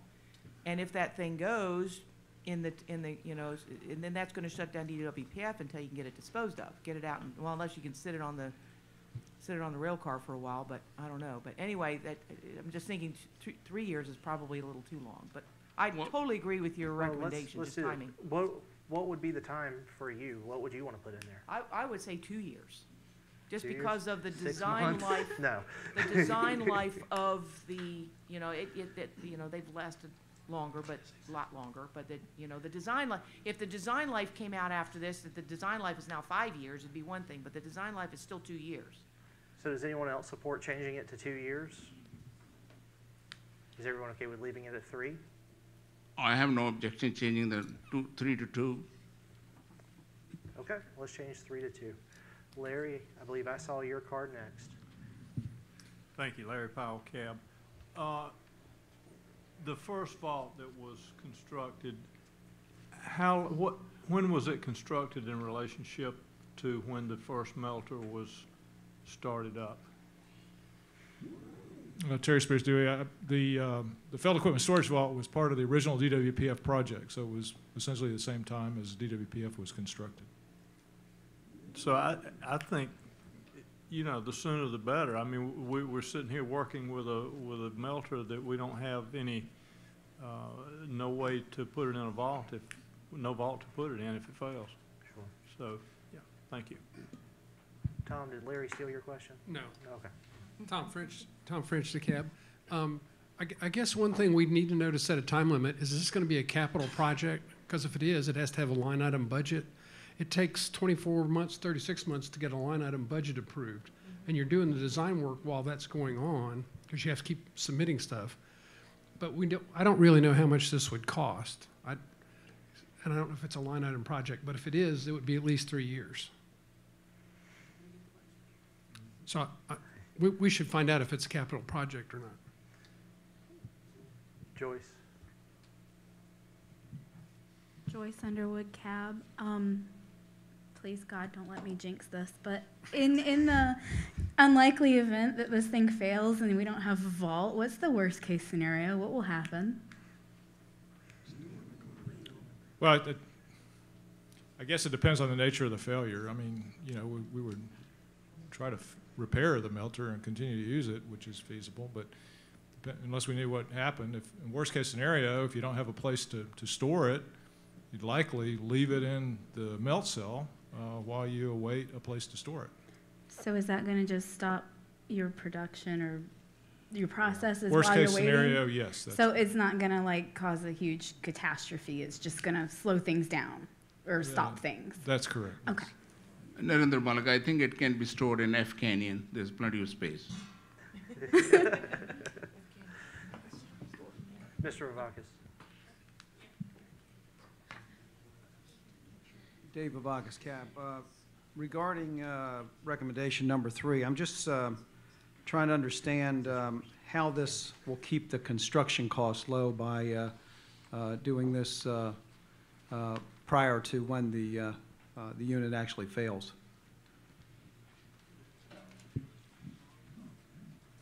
Do you want me to answer it? Well, if we keep delaying it, the cost is going to go up. So we want to make sure that it's done before the melter fails and we have a place to put it in. And time to do it. Dan? First off, with regards to timing, I am shocked that if it takes that long to get a capital project through, that this was not in the same fashion as the original melters as part of the original project. Why would we proceed with melters 3 and 4 without its final, well, its temporary grave site, so to speak, already planned? We're now behind the game already. If it's going to take 3 years just to appropriate, this melter is on borrowed time after year 2, in theory. Actually borrowed time from day 1.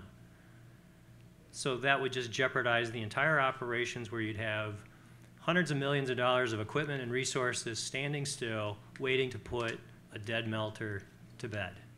This makes no sense that it's been left out of the original 3 and 4 project. On the lighter note, Narinder, thank you very much for this, this recommendation.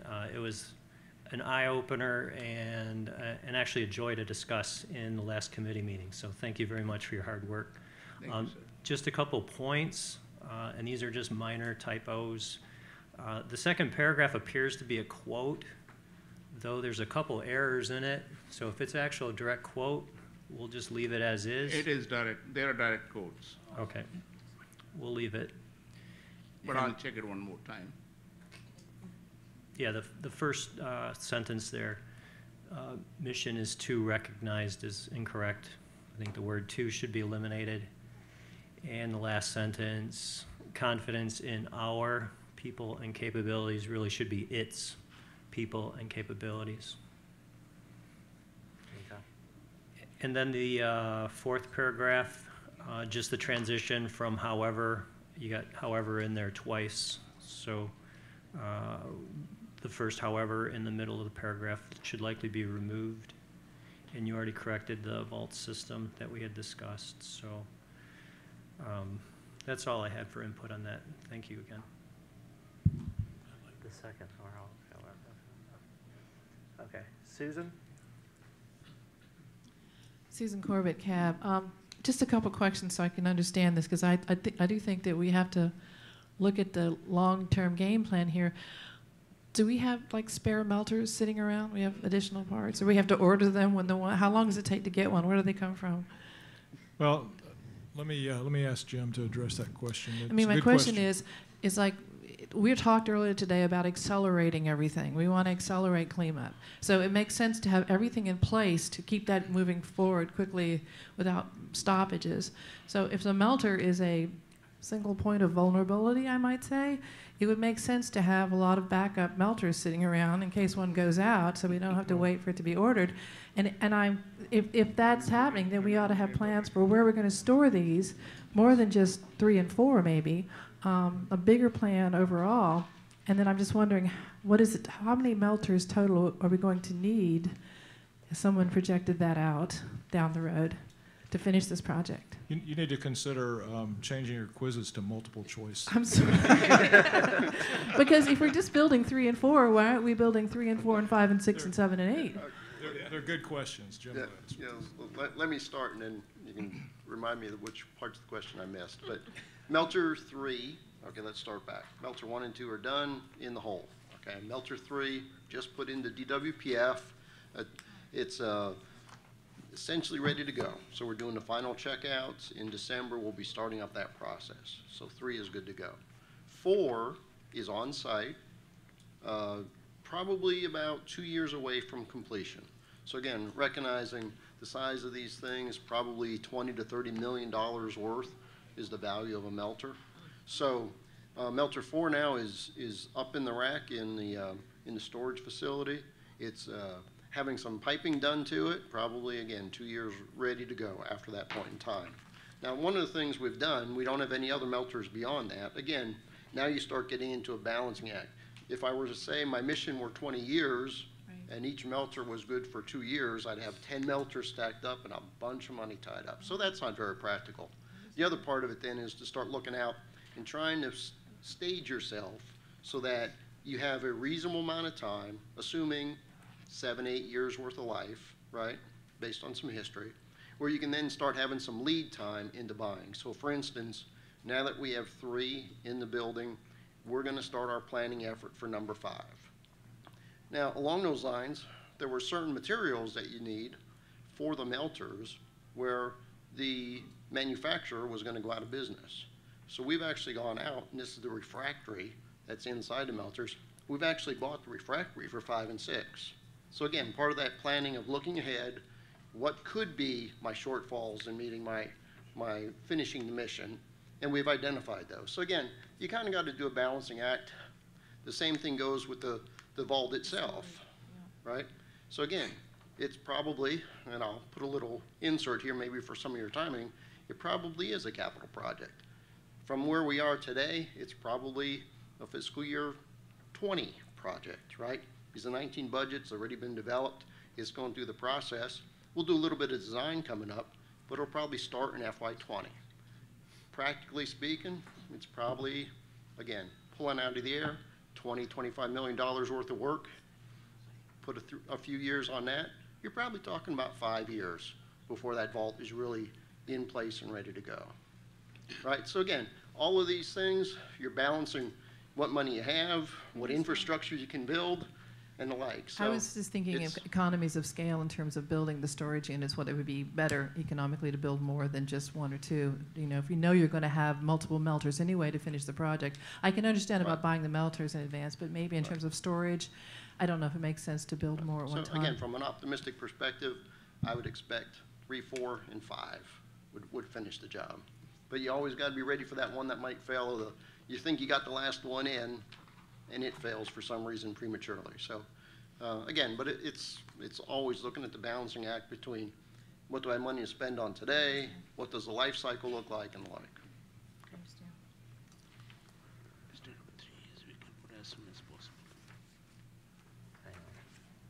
All right, we have 3 cards up.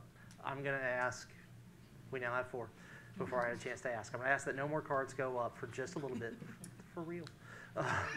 What I want to do is go through John, Don, Dan, and then Bob over here. And then I want to do a process check and see where we are, see if there's any changes that we need to make. I'm also hearing some talk that makes it sound like maybe you either need a separate recommendation or you have a separate recommendation that's about to be developed, or maybe this one might need to go back to committee to be expanded upon. So no, David's already like, heck no, we're going to keep going today. So let's start with John and we'll go around. John McMichael, Cab. You just echoed exactly what I was going to say. Question bears this. This process reminds me of being in college and doing a presentation to the class and having the whole class grade it and give you the comments. So I always applaud anybody that brings forth a recommendation. The paper that we received, it was passed around that Earl did. I don't know if you mentioned this before. If you did, I apologize for bringing it up again. But I think it's a very worthwhile tool that we should implement and utilize on a go-forward basis. I think we should all have a copy of it. It ought to be online, and it ought to be part of the manual that you give out and instruct anybody new joining the CAB, because it's got some, I didn't have a chance to really get into it deeply, but just peripheral view, it certainly has some great worthwhile things to help focus, because when you sit down and you try to collect your thoughts, I think we saw today that, you know, there are many different opinions. They may all support the measure, but they come from different angles. So sure. Anything we can do to clarify, specify, and make it on point. So that's my comment. Thank you. I'm actually going to go back to the site this afternoon and print copies out for everyone and email it to you. So that'll be homework assignment number 2. Read Earl's work. If you don't like it, blame Earl. Don? Don Gillis, Cab. This is not necessarily comment on the recommendation, but it brought up, you guys said that the original 2-unit vault was part of the original project to build DWPF. Did I hear that correct? If the design life of those melters was only 2 years, why, number one, was there only space, a vault built for 2 units? And based on the answer to that, why wasn't there immediately put in something to expand that vault storage space? DOE Michael Mikolanis. I can't answer specifically why it was limited to 1 at the time, but I'll offer this. There's been a lot of discussion over the design life being 2 to 4 years. When the melters were first designed, and these weren't off-the-shelf melters where there was a lot of operating experience in the industry or from the manufacturer gave us a very conservatively low number. The department's never paid the manufacturer to go back out and reassess its design life. That money's just not worth it. We got from a 2 to 4 year period, and I became the engineering director for liquid waste in 2000, in the last couple of years of the first melter's life. We got a lot of operational experience out of that first melter. We saw where it failed, and as Narinder pointed out, the DWPF engineers made a number of design changes to address the early failure that was observed. There were a number of competing paths going to potentially impact the melter's operability. They changed the design to see if, and it was expected to get a longer life out of the next one. This next one went almost twice as long. So, and over the time, the engineers have continued to go look at the trends in the data and the parameters like temperature and heating and energy losses in the heaters, for example, to go redesign and continue to tweak the design. Jim mentioned that number 4 is in F Canyon and being worked. Part of that is because we procure essentially at the original design, and we have to go put all those design modifications, and there's been design modifications, I'm sure, from the operating experience of number 2. So the biggest threat to a melter's operability is what they call infantile mortality with any electric equipment, particularly melters. If it's going to fail, it's going to fail very, very, very early in the life, or it's going to go out long here where a dome heater fails or something like that, which is what ended the first melter's life. I suspect at the time, to get to your question, knowing that these melters would go longer than 2 to 4 years, there was enough to be able to go put 2 melters in case it was the worst case, and then rapidly procure more of those if it was turning out 2 to 4 years, because that would have given me 4 to 8 years of operations with 2 melters. They could easily have, the original folks who were sitting in my chair and Jim's chair 20 years ago could have bought and spec'd out more failed vaults. We're about to put the 3rd one here. If the 3rd one fails, it's not like, oh my gosh, I've got to leave it in DWPF. There are other shielded areas, I imagine, I haven't looked at this, where a failed melter would be put in so that it didn't interrupt production in case 4 was ready to go. But we would have to go look at that. Okay. Dan?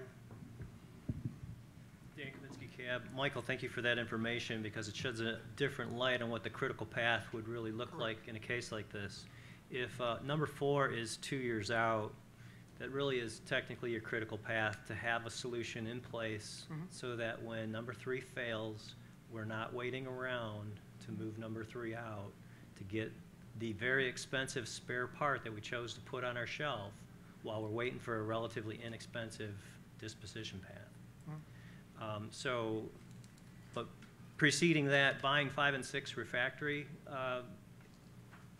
material, that's a great job. That's the forethought that we need on all these types of projects, that we're looking ahead, and that's taking a huge critical path out of the melters 5 and 6.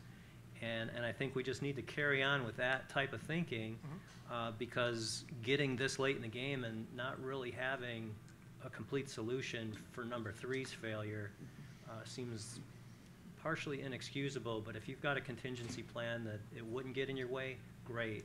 I think we'd like to see that information as well. And so if I'm not mistaken, sorry, to just finish up what we have on the board for voting, did we change 3 years to 2 years? Because I would support that. Chelsea, will you scroll down and look at Is that what we decided on, Dorinda? Well, he actually has another update that he would like to make. I was saying, I think David gave me some hint, and I think I appreciate that, that instead of putting any 2 years, we should say as soon as possible. So let's change that to, it should be completed as soon as possible. All right, so, Bob, let's get your comment in. I'm gonna need you to talk into a microphone. I know you're loud, but I gotta get it on the minutes. Bob Smith, my first question is not really about the recommendation so much as point of clarification. If I heard correctly, the initial intent was to not store these failed units at this site. Is that correct? That's not the long-term goal. So, Michael Mikolanis, DOE, storing them at the site, yes. Disposing of them, I'm picking the words carefully. Disposal means something different. It was always intended that the failed vaults, the failed melters would be disposed of in the high-level waste repository, wherever that is. They'll be stored in the interim, much like we're storing the glass logs in the failed equipment storage vault. Okay, in that case, to me, it would seem to be more economical to design a single melter encasement such that it could be somewhat transportable once it's put into that, because 70,000 tons versus 140,000 tons transporting in one shipment is not going to happen. So I think they should look at storing individual ones so they can be encased and shipped without having to redo the overall encasement or vaulting at a separate time. The other thing is just a point of comment about preparation. We spent money to acquire the insulation materials for 5 and 6, and I understand that, but that also doesn't leave any space for any technical advancements or improvement in technology over that period of time. And with electrical equipment and as well as a lot of other mechanical equipment, sometimes technology will exceed the capabilities of previously manufactured components. So if you get too far off in the future, you can end up spending time and money that is not beneficial to you long term. Okay. So with that, let's do a check and see where we are. Because I'm hearing a lot of comments that are either A, in support of this recommendation, or B, might be the grounds for another recommendation. But it seems like overall that you're really in good shape on this one. Are we okay with moving this one forward? Does anyone have any changes? Yes. Yes, you do. Dawn Gillis, Cab, just a very quick one. When you change it from 2 years to as soon as possible is so nebulous. I would add to there as soon as possible so that it does not impact high-level waste disposition schedules. Okay.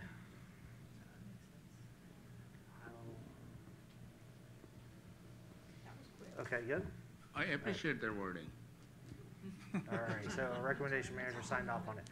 Are there any changes to this recommendation that we need to make? Are we all good with taking this one for a vote tomorrow? Yes. We might have some more discussion, but it seems like everybody is really in support of this. Yes. Okay. So with that, we're done with this one. Great job, everybody. Yay. And you actually finished on time from when we were supposed to even start talking about them in the first place. So good work. Chelsea, can you start handing these out for me? So last thing, before we move into public comments and end for the day. In Charleston, we had a difficult time getting that German fuel vote completed. Some of that was my fault. I missed Bob trying to abstain 2 times. That was crazy. We had a couple of votes that went up after I had counted around and some that went down before I got to them. There's a lot of human error involved in hand counting votes. So we spent a lot of time talking about that and doing some lessons learned discussions to figure out how we could change that for the better overall. And we think that we've found a way with what Chelsea is handing out now. We did talk about doing some paper ballots, but we quickly realized that that would take a good 15 minutes per vote just to us to step aside, count them, and come back and tell you what you have in your hands, or will have in your hands soon, is an electronic voting clicker. If any of you have taken a college class recently, you may recognize this. If you've done any audience participation for a TV show, I know that's a very large group of folks, but you know, if you've done anything like that, you've probably been familiar with something like this before. It's a very straightforward device that's going to allow you to select yay, nay, abstain. It's actually got a lot of flexibility in that it has 5 options. So if we ever need to use these for polling purposes or anything else, we have a lot of different ways that we can do that. They're very easy to use. When the question comes up on the screen, and it will be on the screen, are you in favor of this recommendation? You just press yes, no, or abstain. And then that's it. There's a little send button at the top right here. You actually don't need to mess with that one. That one's for the more complex questions. If we ever get into multi-part questions, that's not something that we're going to do. We won't need to log in each individual one. All you have to do is press the answer or press your vote. Now, once polling is opened, once the voting is opened, you'll have the opportunity to change your vote as many times as you want. But once we close it, whatever you've locked in as your last vote is it. That's your vote, okay? Now, it's going to be really easy. You'll notice up in the top of it, there's a small little screen, and that is how you're able to tell what you have voted. So if you have pressed 2, the red button for no, a 2 will pop up in the corner of this screen. That'll show you what your current vote is. So there's no dangers of anybody getting a little fat fingered with it. Whenever you sit down, you press the button, you get the chance to look at it and see how you voted. We're not going to skip ahead and close polling too fast. We'll give everybody a chance to make sure and verify their vote so that we've got it locked in. Are there any questions about this so far? Because I'd like to do a demo for you. Yes, David? You said we do not need to use the send button. You do not. Unlike what we thought when we demoed this for the executive committee earlier today. That taught us a thing. We've discovered something that we didn't know. And so we've gone back, we've taken a look at it, and you don't need to hit send. In fact, just to mess with it and see if I could break it between the executive committee and the start of this, I pressed a vote and pressed send, pressed another vote, pressed send. I did it like 4 times, changed my vote. And the send won't have any impact. It's not going to lock you into anything if you accidentally press yes and then send. You can still go back and fix it until we close the voting. Okay? Chelsea, can you throw a question up for everyone? So, is your favorite color? We're going to ask you to vote, or is your favorite color orange? Sorry. I'm going to ask you to vote yay, nay, or abstain on is your favorite color orange. The green number 1A button is yay. The red, your favorite color? What's the number on the back of your thing?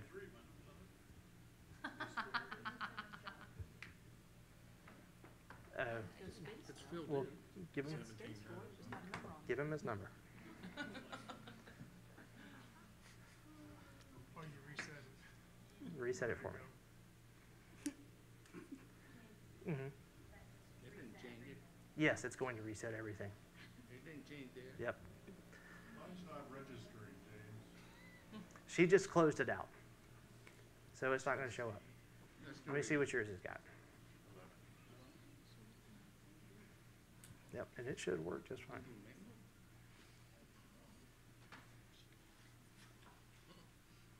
Yeah, it's showing it's B. That's what it was voting, was B. She's just closed it out. That's why.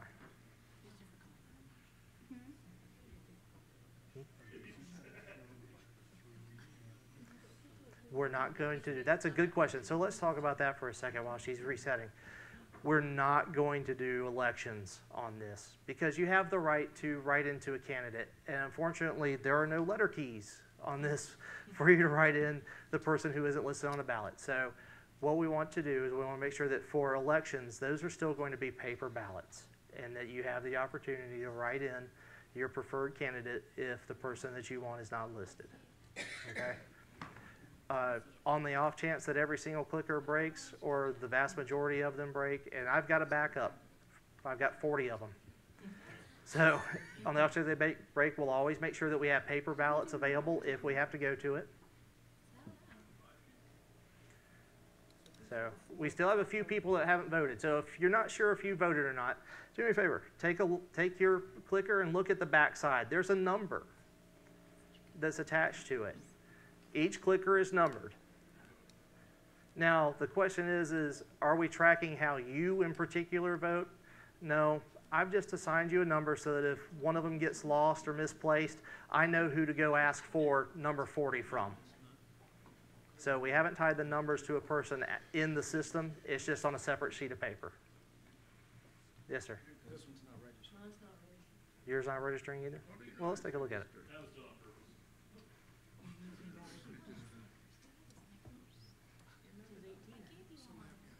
Yep. And you were voting no? Is there a distance? It's biased for orange. I don't know. It should be working. You don't think 3 should be off? We'll check that one. Let me see. Also number 2? Yeah.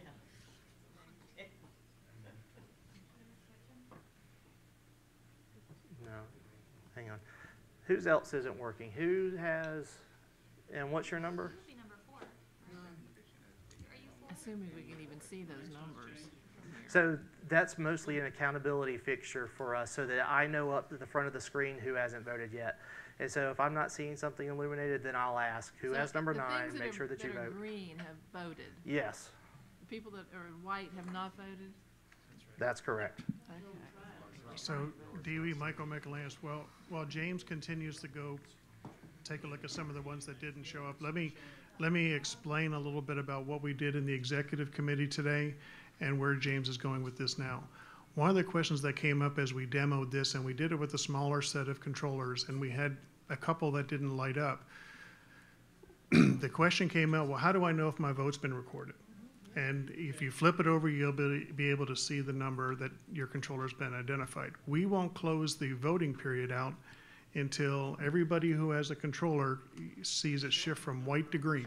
So you'll be able to see whether your vote counted.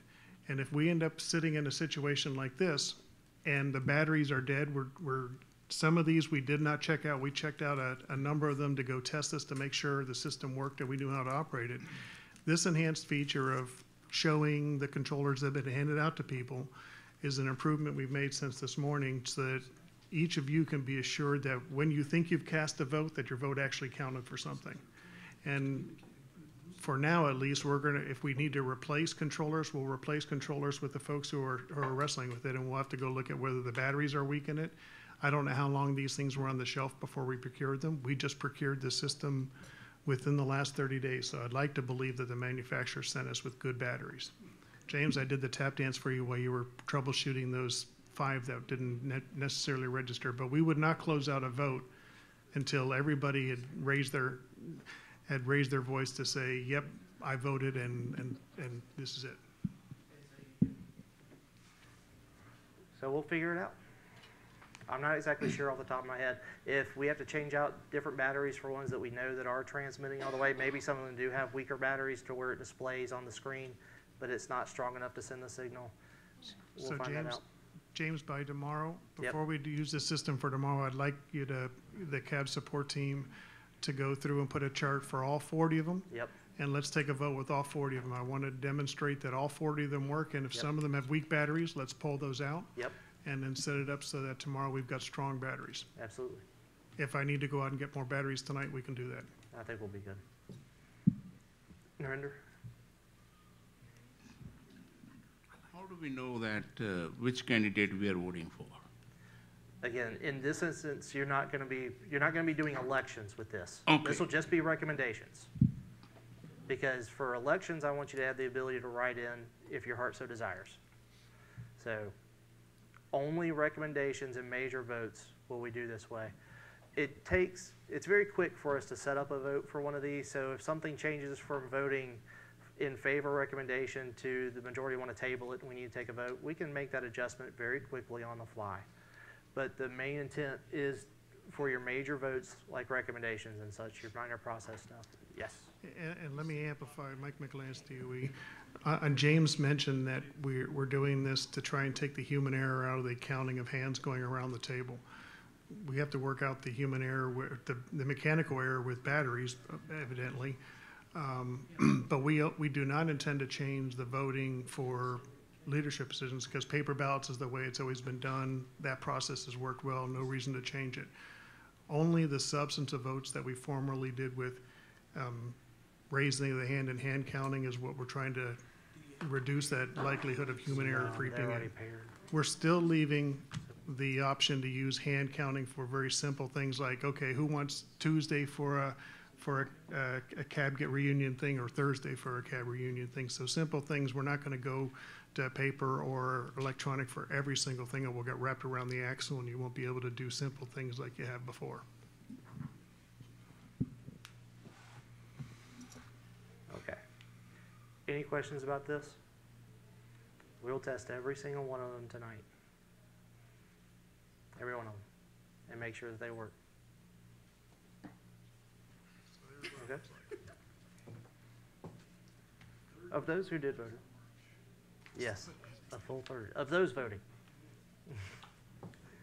All right. Any questions? All right. So with that, let's move into public comments. We pulled the sheet a little while ago, and we didn't have anybody signed up, I believe. Is there anybody who would still like to make a public comment? Mr. Lawless. You ready? Yep.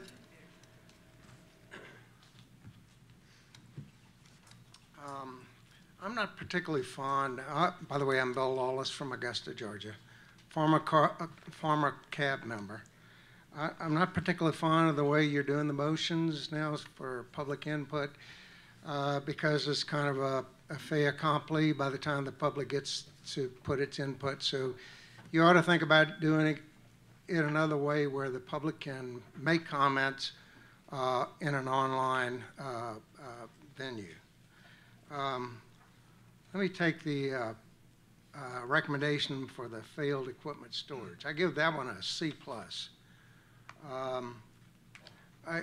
One of the things that irritates me is as a professor is when my students put a quotation down without citing it or including the reference. And now this recommendation is fine if this is going to go from the from the cab to the Department of Energy, and it's a private communication. But you know, the public's involved in this.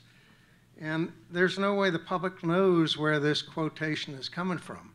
So you ought to cite it, you ought to put the references down, you ought to allow the public a chance to look those things up. The second comment I want to make is the discovery of a new term, high-level solid radioactive waste. I don't know whether this is something that the CAB invented or the Department of Energy wordsmiths have come up with something new. I looked online with the NRC, and the NRC does not define high-level waste as being a solid radioactive waste. And the Department of Energy's definition of high-level radioactive waste includes solids from reprocessing, but failed equipment is failed equipment. It should not be considered to be high-level solid radioactive waste. And so one of the recommendations that I would make is that you add on here an additional recommendation is that you ask the Department of Energy, you demand that the Department of Energy justify that this melter is high-level waste. And what percentage of it is high-level waste? And what alternatives are there to disposing of this melter? One of the gentlemen down there, the guy with the gray hair and the gray beard, white hair, yeah, I can't see your name from this far away, but he's got a nice head of hair. He's got more hair than I do, which makes me a little bit jealous. But he he really hit came very close to hitting the nail on the head. This thing, I don't think, has ever got a chance in the world going to Yucca Mountain or any other repository. It's just too big. So you're going to wind up with something like an Indian mound. It's going to be a Department of Energy mound, or maybe a cab mound. I don't know what they're going to call it a couple of hundred years from now. But there ought to be some way to get rid of this instead of treating it as high-level waste, which I'm not convinced that it is. The next recommendation is the glass waste storage recommendation. I give this one a D- or an F. In the second paragraph, you got an incomplete sentence, meaning that space will be needed for approximately 1,306 canisters. It's an incomplete sentence. The 1,306, what is that? That comes out of the blue. There's no explanation. Again, you may know what you're talking about, but the citizens who are not a member of this board will be clueless. And so I think you need to help people out. But why do I give it a D- or an F? Well, how do you know when you got a recommendation that's weak? You know you got a recommendation that's weak when nothing would change if you didn't make the recommendation. And that's what you see here. This is a really good illustration of a weak recommendation. There are other things that you could be addressing, like where's the vitrified hollow voice can transport? When is that coming down the pike? You're building, you got to understand that you're building a de facto repository on the Savannah River site. And that's the worst possible thing you could do. There are other things you could recommend, like why produce hot cans? The SWPF, one of the things that I learned in interacting with David is that the SWPF could actually be turned around and titrate those cans and make any kind of waste that you wanted. So you could make maybe transuranic waste, or a completely hot can could be low-level waste. So if Yucca doesn't open, you've got 30 to 40% of the cans in those glass waste storage buildings that may be cold waste. They may be very cold. They may not be hot, like the new ones that will be coming out of the SWPF.